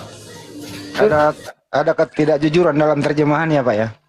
Iya, jadi ada suatu konspirasi lah menuhankan Yesus gitu. Masya Allah Pak Yosef. Berarti di sini Pak Yosef sudah jujur ya, sudah jujur mengakui. Ya sekarang tinggal Pak Yosef menentukan itu sesuai dengan apa yang Pak Yosef katakan, mau masuk ke Buddha atau mau masuk ke Hindu. Pilihan ada di Pak Yosef sendiri. Ingat, kalau mau berubah jangan menunggu waktu. Selagi masih ada waktu, ayo berubah. Itu mah judul lagu, selagi masih itu mah judul lagu. Ya Bang Yosef ya, begitu ya. Manusia itu punya kendala. Kendala manusia ada dalam pikiran dan akalnya. Allah punya kendali. Manusia punya rencana, Allah punya kehendak. Tugas manusia hanyalah mengangkat tangan, sisanya biarkan Allah yang turun tangan untuk menjamah Bang Yosef. Ya, mantap Bang Yosef. Tuhan manusia bergantung kepada Tuhan, bukan Tuhan yang digantung oleh makhluknya. Iya betul. Tuhan yang merawat manusia, bukan manusia yang merawat Tuhan. Ya bang. Terus itu yang kedua lagi Pak Yohanes, saya ingin Pak Yosef, Yohanes 14:6 sering dipakai loh. Itulah aku jalan kebenaran dan hidup, tidak ada satu pun sampai ke rumah Bapak kalau tidak melalui aku. Kalau menurut Pak Yosef, saya rasa kalau orang jujur ya benar lah. Di zaman Yesus kalau mau masuk surga itu ikuti ajaran Yesus. Bukan Yesus tujuannya, betul nggak Pak Yosef? Nah ada satu ajaran lain. Satu ajaran ini tidak memaksakan bahwa kamu ikut saya, kamu pasti masuk surga. Kamu mau ikut saya boleh, kamu nggak ikut saya nggak apa-apa. Yang pasti saya jamin bahwa kalau kamu ngikutin ajaran saya, kamu di dunia tidak akan merasa susah, kamu tidak akan dimusuhi orang, dan kalaupun ada kehidupan yang akan datang, istilahnya reinkarnasi, kamu akan terlahir menjadi yang lebih baik. Karena karma baik kamu, amal ibadah kamu, itu yang mendorong kamu untuk menjadi lebih baik. Begitu Bang, tidak ada paksaan dan tidak ada kewajiban bahwa kalau kamu nggak ikutin ajaran yang satu ini, kamu akan masuk neraka disiksa. Itu ajaran yang lain Bang, menurut saya seperti itu Bang. Itu ajaran-ajaran Buddhis seperti itu. Mereka percaya sama reinkarnasi. Bahkan ketika Bang Yosef itu melakukan tindakan-tindakan kriminal di zaman sekarang, itu artinya pada saat dulu Bang Yosef itu melakukan banyak kriminal juga. Betul seperti itu ya? Bang Betul. Yosef, ya? Itu ajaran Buddhis. Sedangkan ajaran para nabi tidak mengajarkan seperti itu. Tidak ada yang namanya reinkarnasi, apalagi reejakulasi, nggak ada kayak gitu, Bang Yosef. Dalam Islam nggak ada. Tuh, di Kristen nggak ada, Samawi nggak ada, reinkarnasi nggak pernah percaya mereka. Betul. Abang Dan ejakulasi mulu Bang De.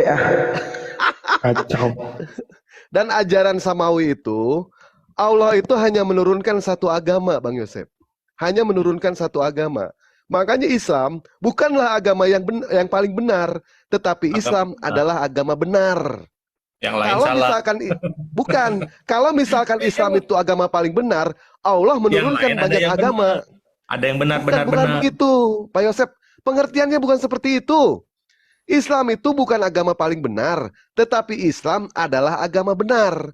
Kalau Yang lain dikatakan Islam agama paling benar, artinya Tuhan menurunkan banyak agama. Tapi pada faktanya, kenyataannya, Tuhan hanya menurunkan satu agama. Begitu, Iya. Bang Yosef.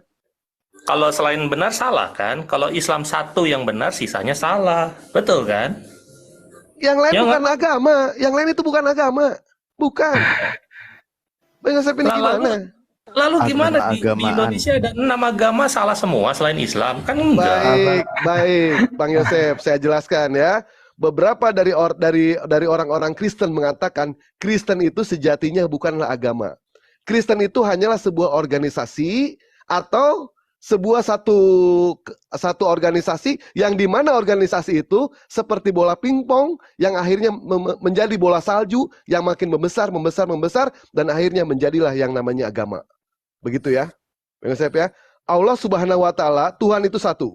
Bapak kita satu, ibu kita satu, alam semesta itu satu. Maka dari itulah Allah hanya menurunkan satu agama dari zaman Nabi Adam alaihissalam sampai hari ini. Hanya menurunkan satu agama, yaitu Muslim, yaitu Islam. Ya, begitu Bang Yosef. Oke, Pak.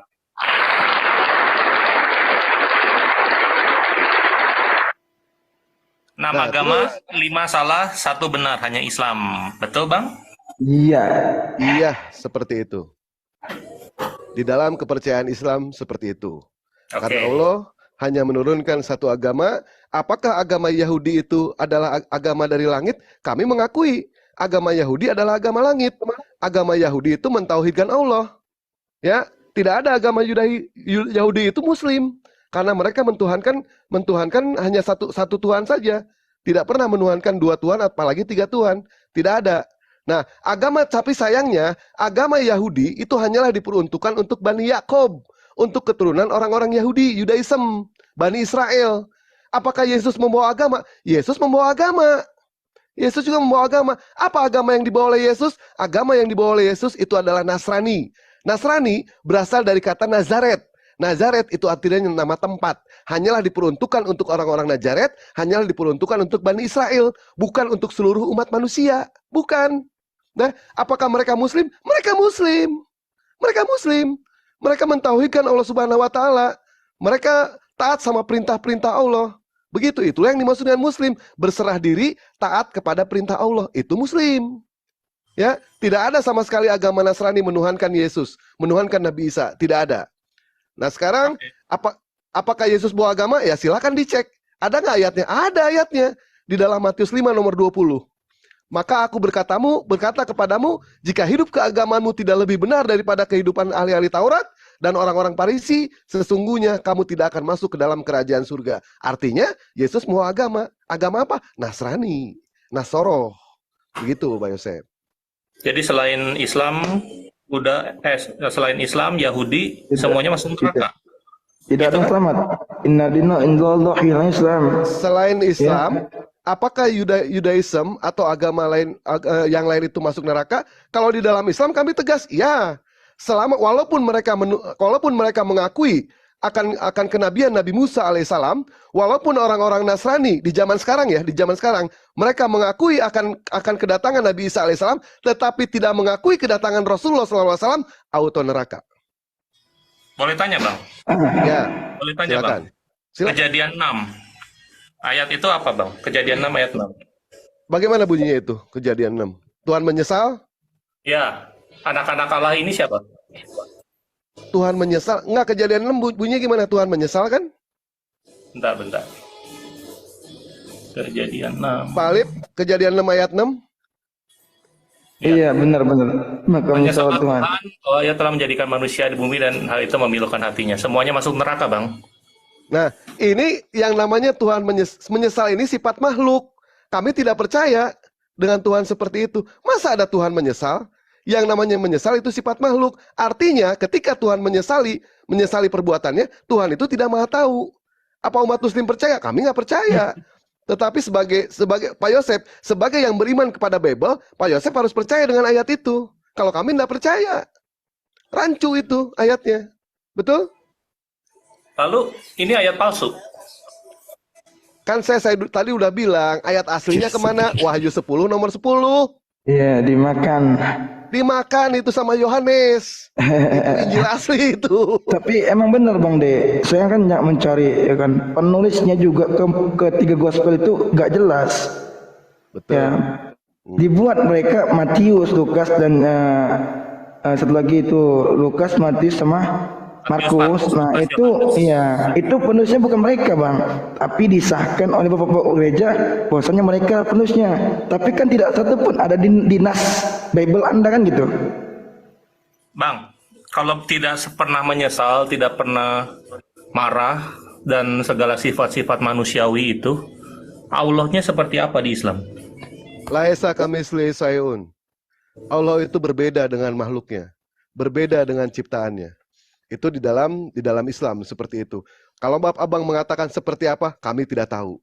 Seperti apa Allah itu, kami tidak ada yang tahu. Karena belum ada catatan di dalam Al-Qur'an bahwa seseorang itu berjumpa dengan Allah Subhanahu wa taala. Bahkan ketika Rasulullah Mi'raj, apakah Rasulullah melihat Allah? Tidak, tetapi mata hatinya seolah-olah melihat Allah. Mata hatinya ya. Bahkan jelas di dalam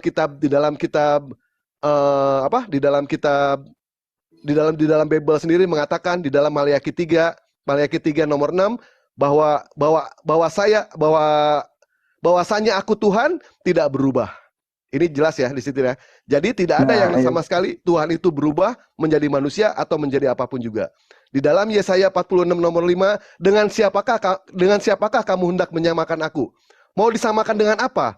Tuhan itu. Ketika Tuhan mengatakan mau disamakan dengan apa? Tuhan tidak bisa disamakan dengan apapun juga. Begitupun juga dalam Al-Quran. Laisa kamitslihi syai'un. Tuhan itu berbeda dengan ciptaannya. Di dalam Bilangan 23 nomor 19. Allah bukanlah manusia, sehingga ia berdusta, bukan anak manusia, sehingga ia menyesal. Di dalam Hosea 11 nomor 19. Aku tidak akan melaksanakan murkaku yang menyala-nyala itu, tidak membinasakan Efraim kembali, sebab aku ini Allah, bukan manusia. Disebutkan lagi di situ, Bang. Lalu Bang, apakah mungkin Allah yang tidak bisa kita pahami, tidak bisa dipikirkan, tidak bisa dijangkau oleh otak kita, menyatakan dirinya sebagai anak tunggal Allah Bapa? Nah, di sini ketika Abang mengatakan anak tunggal Bapa, yang dimaksud dengan anak tunggal Bapa di sini siapa? Yesus. Ya, Yesus. Baik, saya pengen tanya ke Abang, apakah yang namanya anak tunggal bisa dikatakan anak bungsu? Ya nggak bisa. Apakah anak tunggal bisa dikatakan sebagai anak sulung? Ya nggak bisa. Sekarang buka Ibrani 1 nomor 6. Buka Ibrani 1 nomor 6.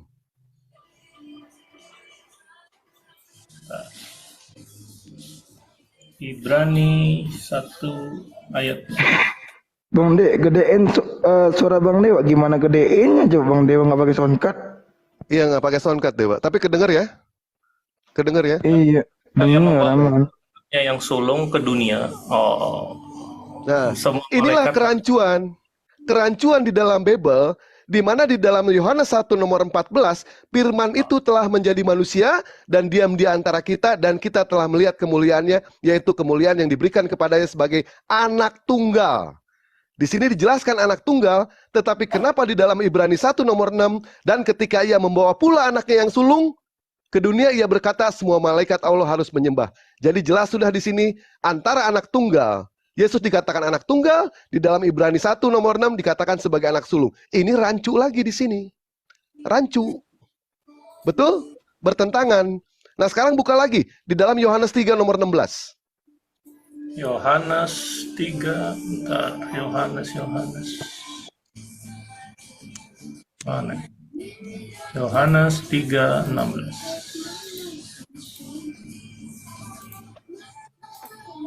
Karena begitu besar kasih Allah akan dunia ini sehingga ia telah mengorbankan anaknya yang tunggal.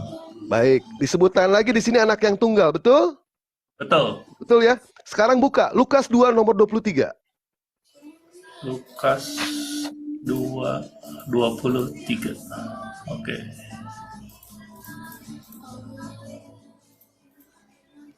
Seperti ada tertulis hukum Taurat semua anak-anak laki sulung harus dikuduskan.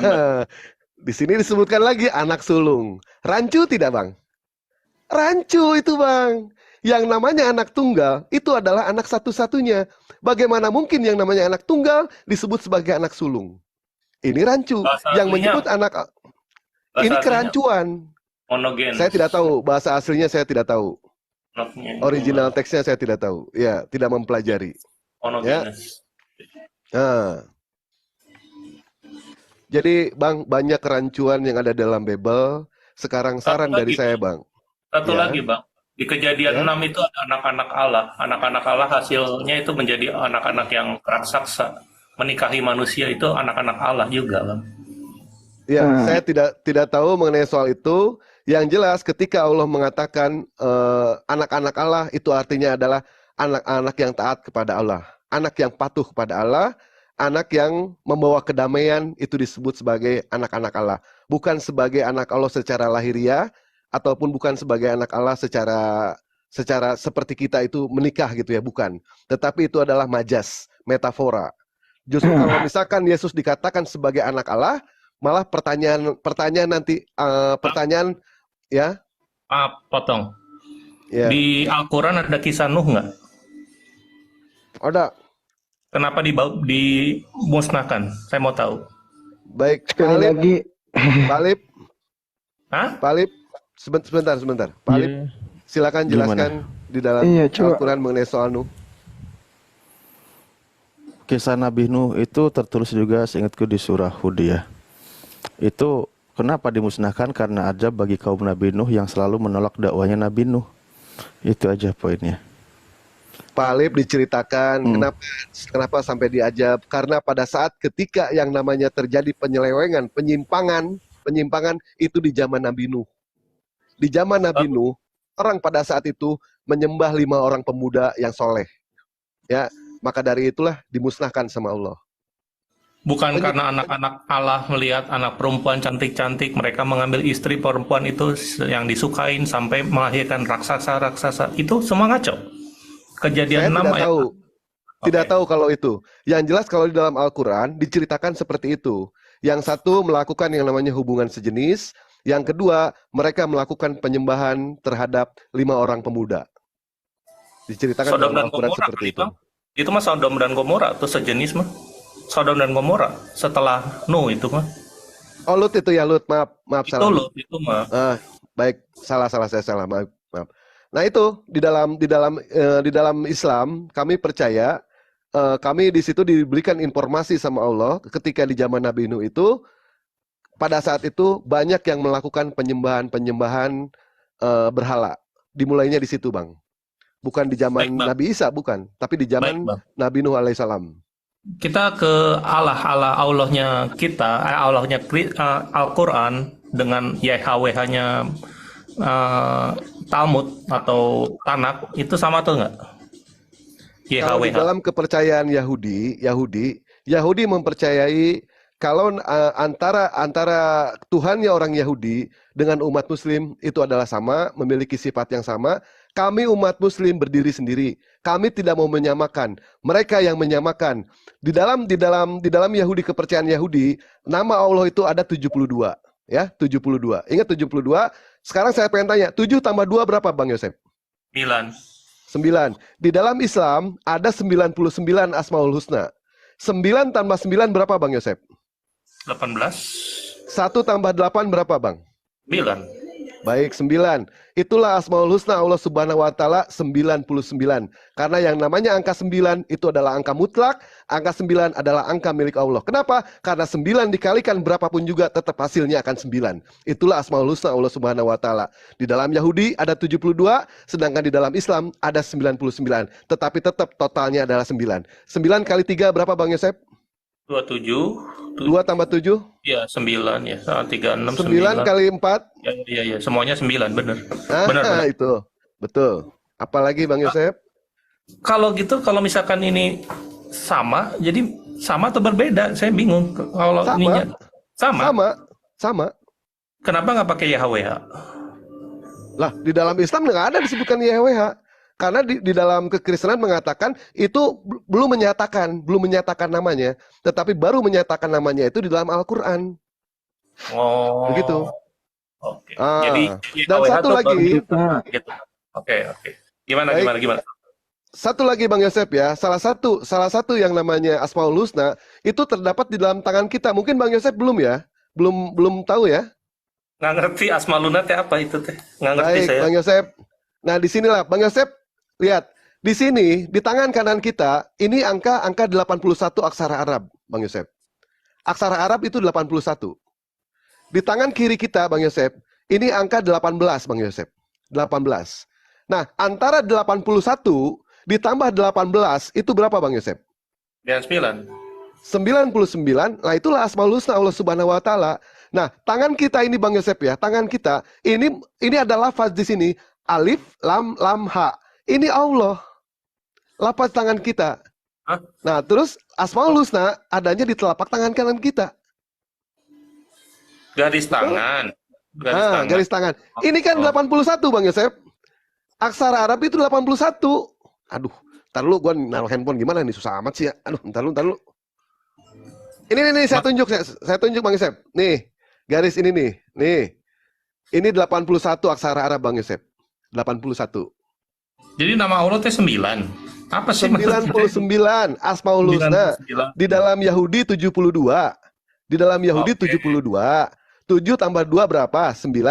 Di dalam Islam 99 Asmaul Husna. 9 tambah 9 berapa? 18. 8 tambah 1 berapa? 9. Nah, 9 dikalikan berapa? Terserah Bang Yosef, tetap hasilnya akan 9. Silakan kalikan berapa aja. Saya penjumlahannya lagi jadi 9. Iya. Betul. Oke, paham. Tapi bukannya kayak itu cocokologi, Bang? Itu kan kayak cocokologi, Bang. Kalau misalkan itu cocokologi, coba sekarang bantah pernyataan saya. Bantah.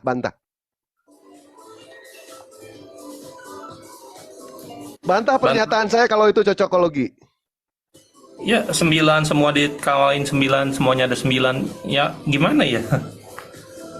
Iya, coba bantah pernyataan saya kalau itu cocokologi.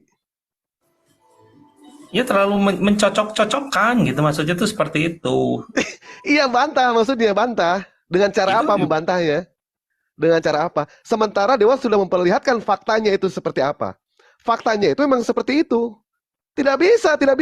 Kalau misalkan Dewa mengatakan seperti ini adalah cocokologi, sekarang bantah berdasarkan dari kekristenan. Bisa nggak membuktikan? Bisa nggak membantah pernyataan Dewa ini? Ya, Mengenai maksudnya soal kan Asmaul ada Husna orang yang, 99. maksudnya nih maaf nih, ada orang yang cacat, nggak punya tangan, kan nggak punya tuh. Itu Nah, lain kan lagi ceritanya, lain lagi Bang. nggak bisa semua disatuin gitu, Bang. Bahwa Baik, semua itu- orang pasti punya nama Allah di tangannya, nggak bisa, Bang. Maksudnya gitu, Bang. maksudnya. Baik, itu lain lagi ceritanya kalau Abang lari ke situ.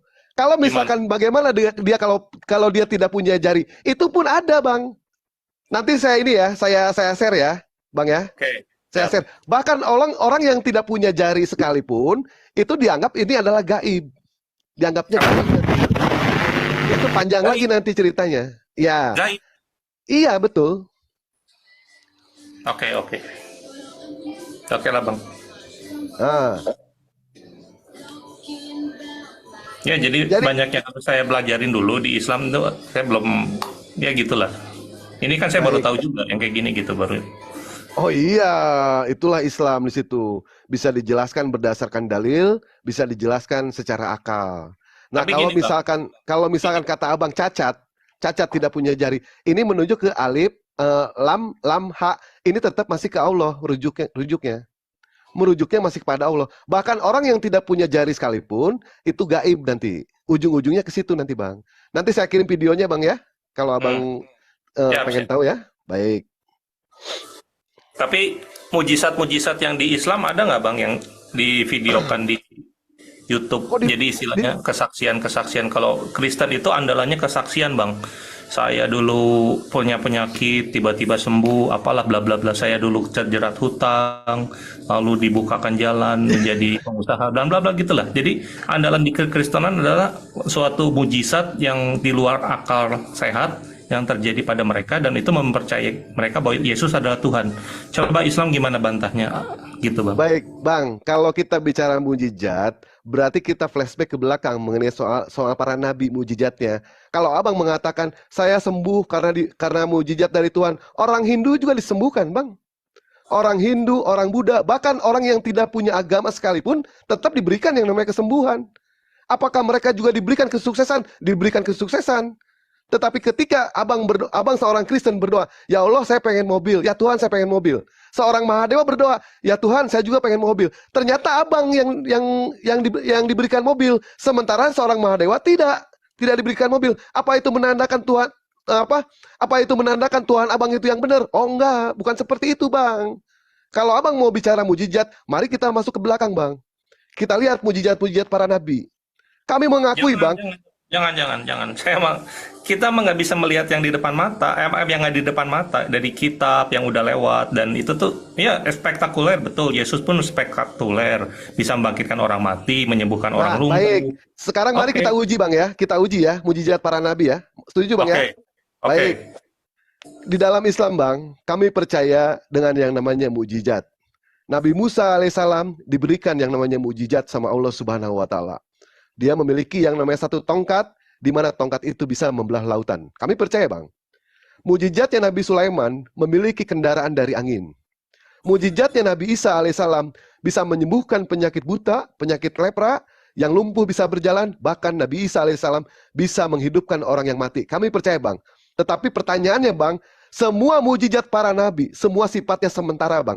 Semua sifatnya kontemporer. Tidak ada satupun mujizat para nabi yang bisa dibuktikan sampai hari ini. Mujizat Nabi Sulaiman memiliki kendaraan, apakah kendaraannya masih ada? Tidak ada. Mujizat Nabi Musa alaihissalam memiliki tongkat, apakah tongkatnya masih ada? Masih ada tidak tongkatnya? Sudah Allah angkat, Bang, tongkatnya, Bang. Sudah Allah angkat. Kalau misalkan tongkat Nabi Musa masih ada sampai hari ini, Bang, saya siap gadai mertua, Bang, buat beli tongkat Nabi Musa. Nah, mujizat Nabi Isa alaihissalam bisa menyembuhkan penyakit, yang lumpuh bisa berjalan, bahkan beliau bisa membangkitkan orang yang mati. Masih ada orang-orangnya, Bang, sampai sekarang. Saya tanya ke Abang. Masih ada? Masih bisa dibuktikan nggak? Ya nggak bisa, nggak ada pernah. Nggak bisa. Baik, stop di situ. Nggak bisa. Jadi, semua mujizat para nabi sifatnya hanyalah kontemporer, hanyalah sifatnya sementara. Semua sudah Allah angkat, Bang. Bahkan saksi-saksi Nabi Isa alaihissalam pun tidak ada sama sekali. Saya pernah berani mengatakan seperti ini, Bang ya. Andaikan Nabi Isa alaihissalam tidak tertulis di dalam Al-Quran, Bang, demi Allah, Bang, 1% pun saya tidak akan percaya sama Nabi Isa, Bang. Tetapi karena Nabi Isa tertulis dalam Al-Quran, 100% saya percaya. Kenapa? Karena Al-Quran adalah firman dari Allah Subhanahu wa taala. Nah, mujizat para nabi semua sifatnya sementara, hanya satu mujizat yang tidak pernah Allah angkat sampai hari kiamat. Apa itu? Al-Quran Nur Karim. Tidak akan pernah Allah angkat sampai hari kiamat, Bang. Inilah mujizat terbesar Nabi Muhammad SAW. Di mana buktinya? Pak Alif, tolong buka surah Al-Baqarah ayat 23. Sambil menunggu saya mau coba. Wa in kuntum fi raibim mimma nazzalna ala abdina, itu ya? Iya, betul. Fa'tu bi suratin min mislih. Silakan bacakan. Ada akum. Bentar, tak bukain dulu. Kita buktikan ya mujizat ya. Wa in kuntum fi raibim mimma nazzalna ala abdina fa'tu bi suratin min mislih wad'u syuhada'akum min dunillah in kuntum shodiqin. Dan jika kamu tetap dalam keraguan tentang Al-Quran yang kami turunkan kepada hamba kami, yaitu Nabi Muhammad SAW, buatlah satu surah saja yang semisal dengan Al-Quran itu, dan ajaklah penolong-penolongmu selain Allah jika kamu orang-orang yang benar. Subhanallah. Nah, Tantangan. inilah 1439 tahun yang lalu sudah berlalu, sayembara Allah masih berlaku sampai hari ini, Bang Yosef. Andaikan ada di zaman sekarang, manusia siapapun juga yang bisa membuat ayat semisal Al-Quran, demi Allah Bang Yosef, saya murtad hari ini. Saya murtad hari ini, keluar dari Islam hari ini. Kenapa saya berani mengatakan demikian? Karena ada garansi dari Allah Subhanahu wa taala mengatakan seperti itu. Kalau Allah sudah menjamin, makhluk mana yang bisa membuat ayat semisal Al-Quran? Makhluk mana? Kalau Allah sudah menjamin. Apa yang harus ditakutkan sama saya? Sama seorang Mahadewa, apa yang harus ditakutkan ketika Allah berani menjamin seperti itu? Kenapa Allah berani mengatakan seperti itu? Karena Allah tahu otak manusia tidak akan sampai membuat ayat semisal Al-Quran. Karena Allah tahu akal manusia tidak akan sampai membuat ayat semisal Al-Quran. Allahu Akbar. Silakan buatkan ayat semisal Al-Quran. Satu surah, ajak penolong-penolong yang lain. Silakan, dari mulai malaikat, dari mulai jin, tuyul, Mbak Yul, profesor, doktor, lelaki hidung belang kayak Bang Alip, lelaki mata keranjang kayak Bang Handi, kumpulkan semua, kata Allah. Silakan kumpulkan semua. Buat ayat semisal Al-Quran satu surah. Saya murtad hari ini, Mas. Kalau ada yang sanggup. Ini adalah bukti bahwa mujizat terbesar Nabi Muhammad SAW yang tidak akan pernah Allah angkat sampai hari kiamat. Kenapa? Al-Quran bukanlah pertanyaan, Al-Quran adalah jawaban dari setiap orang yang mencari akan ketuhanan. Al-Quran Nur Karim jawabannya. Silahkan bantah pernyataan saya. Mau tanya Bang, Ya, Nabi Muhammadnya sekarang di mana Bang? wafat. Nabi Muhammad sudah wafat. Ya berarti kan nggak bisa ketemu kan? Kalau di Kristen tuh ada yang ketemu Yesus dari penampakan. Kita memang nggak bisa buktikan. Tapi di mana gitu? Muhammadnya tuh di mana gitu? Terus pada saat si orang itu bertemu dengan Yesus, yakin nggak itu Yesus? Ya yakin. Atau tidak? Yakin. Dari mana abang bisa tahu kalau itu adalah Yesus? Dari mana abang bisa sampai tahu kalau orang itu bermimpi dengan Yesus, abang terus percaya begitu saja? Kami umat Muslim Bang ya, umat yang berakal Bang. Ketika abang mengatakan, Bang Yosef mengatakan, saya kemarin bermimpi dengan Yesus. Apakah kami percaya? Oh, nggak bisa Bang. Kami nggak bisa percaya. Ketika yang namanya umat Muslim harus percaya sama orang itu, kami harus lihat track record orang itu seperti apa. Dia boleh bermimpi seperti Sayyidina Abbas pernah bermimpi. Apakah kami percaya dengan mimpinya Sayyidina Abbas? Tentu kami percaya. Kenapa? Karena Sayyidina Abbas tidak pernah yang namanya meninggalkan sholat. Karena Sayyidina Abbas adalah orang yang jujur. Karena Sayyidina Abbas orang yang tidak pernah meninggalkan yang namanya perintah-perintah Allah. Kami percaya. Bagaimana kalau misalkan track recordnya dia adalah seorang pembohong? Apakah kami harus percaya begitu saja? Nanti dulu Bang, ya. Umat Muslim tidak seperti itu, ya. Sedangkan Yesus memberikan peringatan, kalau kamu bertemu dengan Yesus, ujilah roh-roh itu. Jangan sampai kamu telan percaya begitu saja. Bahkan saya miris Bang ya, ketika ada orang-orang Muslim yang konon katanya mengaku dia masuk ke Kristen karena bertemu dengan Yesus. Nah, sekarang Bang, yang namanya keimanan tidak bisa itu berdasarkan dari mimpi. Tidak bisa keimanan itu. Oh, ntar dulu. Nggak bisa. Andaikan besok lusa mereka bertemu dengan Krishna, Brahmana atau Siwa, tentu mereka harus pindah ke Hindu. Betul Bang? Jadi yang namanya keimanan jangan sampai berdasarkan mimpi. Keimanan jangan sampai itu halusinasi. Begitu Bang. Tapi yang namanya keimanan berdasarkan dari akal. Bang tahu yang Islamic Center terbesar itu yang namanya, aduh siapa ya lupa. Hajah Ketua Islamic Center pindah agama Kristen Mas Nita Sara siapa ya lupa. Bentar nih saya lagi cari di YouTube. Bang Andi, tahu kenal Bang Andi? Ini saya nggak bisa buka ya ininya. Apa itu? Buka celana? Gimana? Bisa, buka aja celana Mas. Buka kamera, buka kamera. Oh, buka kamera. Nggak bisa ya. Dewa lihat pengikutnya berapa? 120 belum bisa, 190. Ya ini Iwan Pilah ada 4.000 memandang di sini ya, 4.800. Silakan di follow Bang Yosef. Bang Yosef pengen open cam.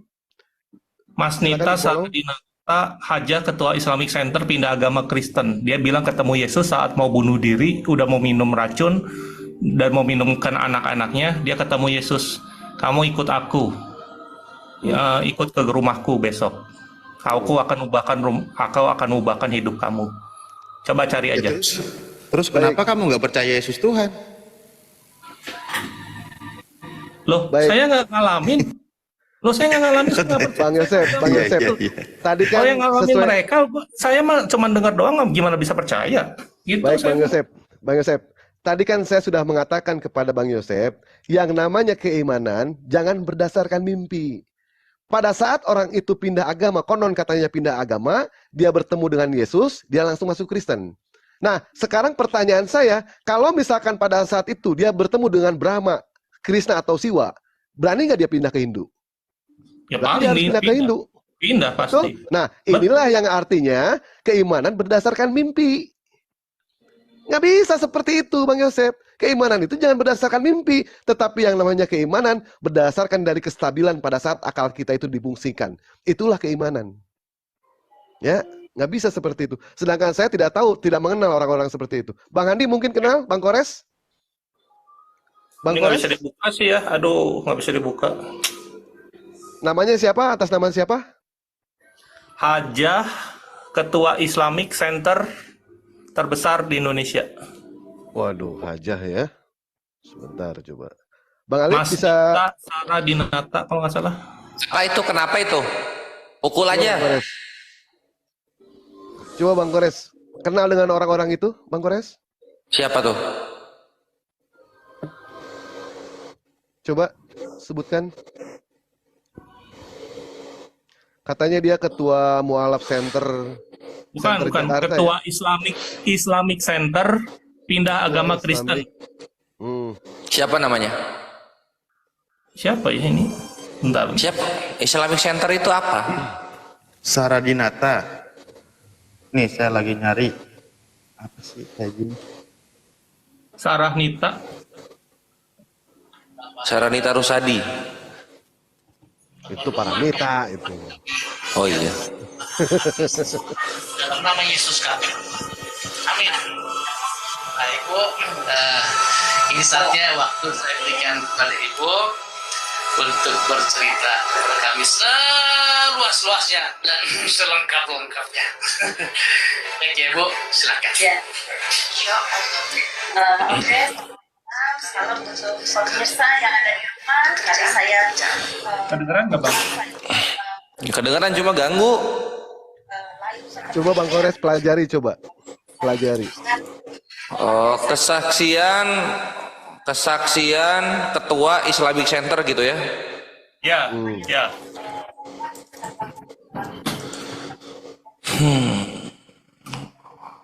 Hajah ketua Islamic Center Mas Nita Saradina Sahaya ini. Islamic Center apa? Kena. Ini nih fotonya ini bukan. Mana saha? Center terbesar loh se-Indonesia. Terbesar di mana? Islamic Center itu apa? Ya, jadi satu tempat yang khusus Islamik, semuanya tuh Islamik. Dia mau bangun rumah sakit, ada sekolah, ada apalagi lah pokoknya. Gini, Jakarta Islamic Center ada, Jakarta Islamic Center gitu. Mualaf Center Indonesia ada. Islamic Center apa? IC.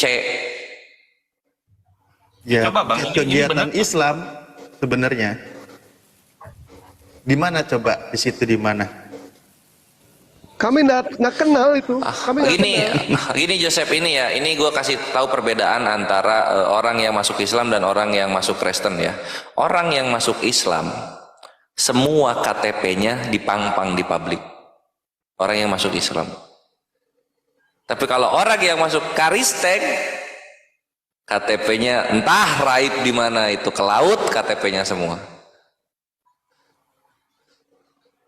Gitu Joseph. Jadi kamu yang kayak gini-gini nggak ini sih, nggak reken. Tapi Iya, kesaksiannya tuh luar biasa. Dia ketemu Yesus, diubahkan dari bangkrut, mau bunuh diri. Skrip. Astaga. Berarti pada saat itu Yesus Tuhan berarti ya, ketemu sama Tuhan ya. Ya gini Bang, ini kesaksian-kesaksian gini tuh yang sangat salesman tingkat dewa Bang. Di Kristen tuh semua akal. luluh Karena semuanya. gini, posisinya gini Joseph, ini gue kasih paham ya.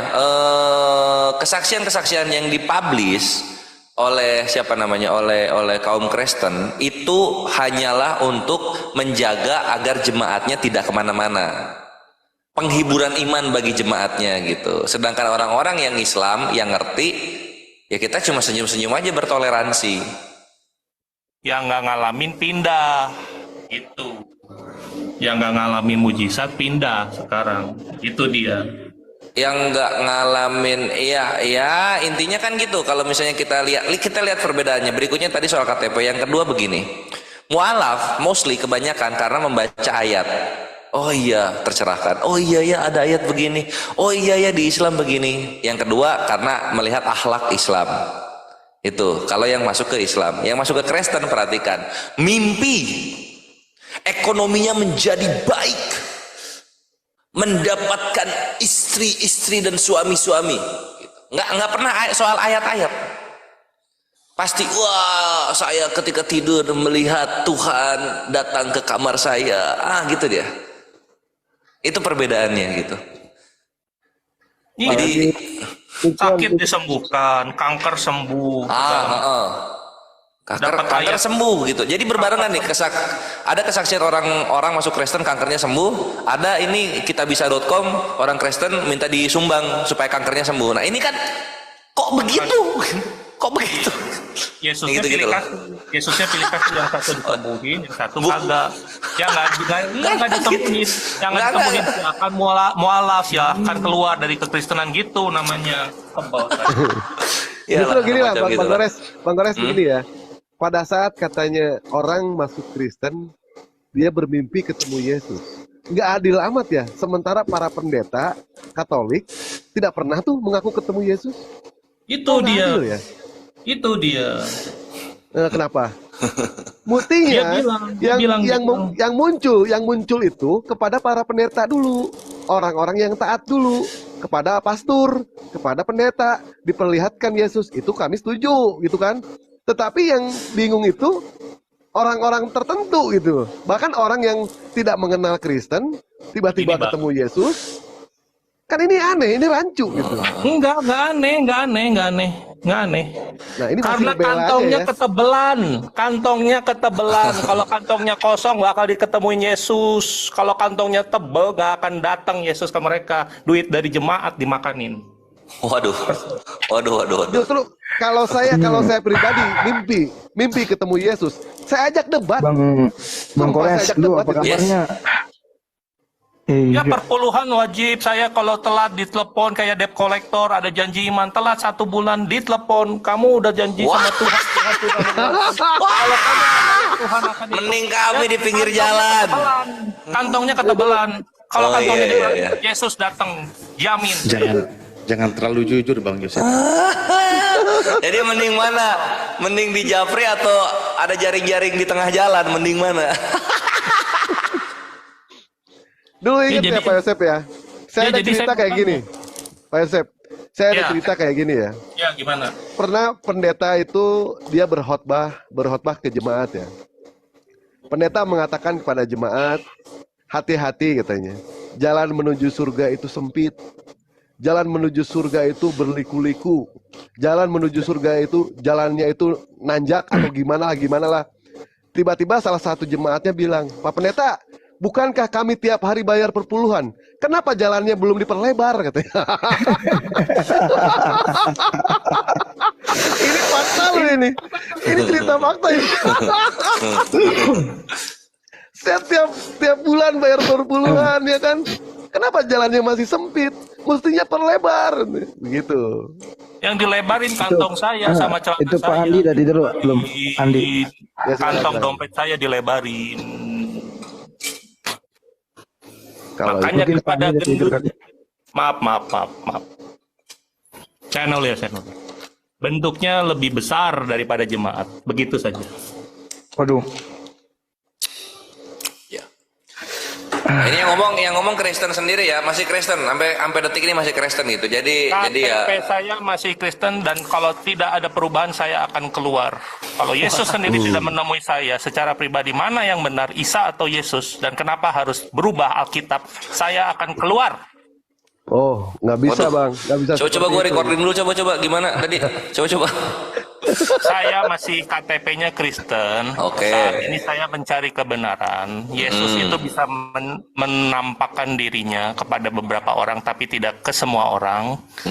Saya mau tahu Yesus itu Isa Al-Masih yang adalah Tuhan atau Nabi, ya, yang memberikan mujizat kepada orang-orang tertentu atau kepada semua orang.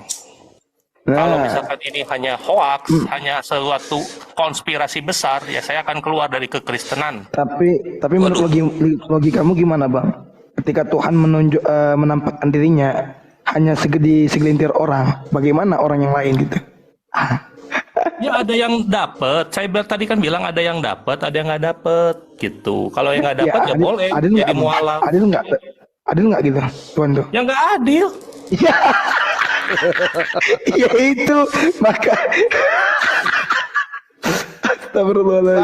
Bang, kalau Bang Yosep ini kalau di gereja itu disebut domba bukan bang?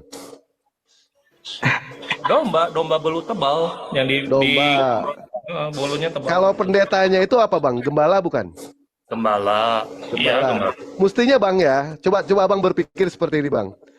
Semestinya yang memberikan rumput itu gembala kepada domba, apa domba kepada gembala bang? Ya mestinya gembala menyediakan kepada domba dong. Gembala kepada domba, betul. Tapi ini kenapa yang memberikan rumput itu malah dombanya kepada gembala? Salah, yang memberikan bulu dombanya kepada gembala, dicukurin tiap bulan, bukannya 10%. Oh iya. Begitu loh bang. Jadi kalau telat bayar, bentar. Kalau telat bayar, ditelepon kayak debt collector. Halo, kenapa belum bayar? Bapak di surga sudah menagih. Jangan dibuka kali bang Yosep, hancur perkeluaran nanti. Coba gimana biasanya kalau ditelepon atau di chat itu gimana kata-katanya gimana biasanya? Shalom, Pak Yosep, apa kabar? Baik, ini sudah tanggal segini Pak, bagaimana dengan perpuluhan, dengan janji iman Bapak? Saya ada halangan Pak, kemarin saya dapat kopi Pak, dapat ini, saya harus bayar, tapi kan ini udah janji Pak. Kalau misalkan Bapak berjanji, itu ada ayatnya loh Pak, kalau mengingkari. Ya, pandai kali pendetanya ya. Dalam kondisi ini, Anda berbeda dengan debt collector. Aduh, sakit. Gitu. Kenapa harus ditagih lagi dari gereja, bukannya gereja bantu gitu loh? Maksudnya begitu Pak. Gitu. Nah, itu yang benar Pak ya. Sekarang yang benar itu Pak ya. Gembala memberikan rumput kepada domba. Itu yang benar Pak. Jangan dombanya yang memberikan rumput kepada gembala. Jadi tidak heran banyak yang namanya domba yang kurus. Yang kurus banyak. Yang kabur banyak. Kemarin saya lihat yang Mongol di gereja setan atau di satanik ya, orang yang ngundang dapat 500.000 satu kepala. Kita penginjilan nggak dapat 500.000, padahal udah banyak yang diinjilin gitu. Gereja kenapa nggak kasih duit? Kalau misalkan kita dapat berbuah, bisa membawa orang, kasihlah duit kayak gereja setan gitu loh. Kenapa nggak harus praktekin mereka gitu? Nggak bahaya tah? Nggak ngerti, gua dia yang ngomong. Dia yang ngomong balik bukan? Enggak, berarti ini ada kepahitan dalam apa ada kepahitan dalam hubungan Pak Yosep dengan gereja gitu. Dia sendiri bang. Kasih. Bisa dia sendiri nih bang. Jadi udah mau pahit sama gereja, Yesusnya nggak pernah nongol lagi mau di kehidupan nyata atau di mimpi. Aduh.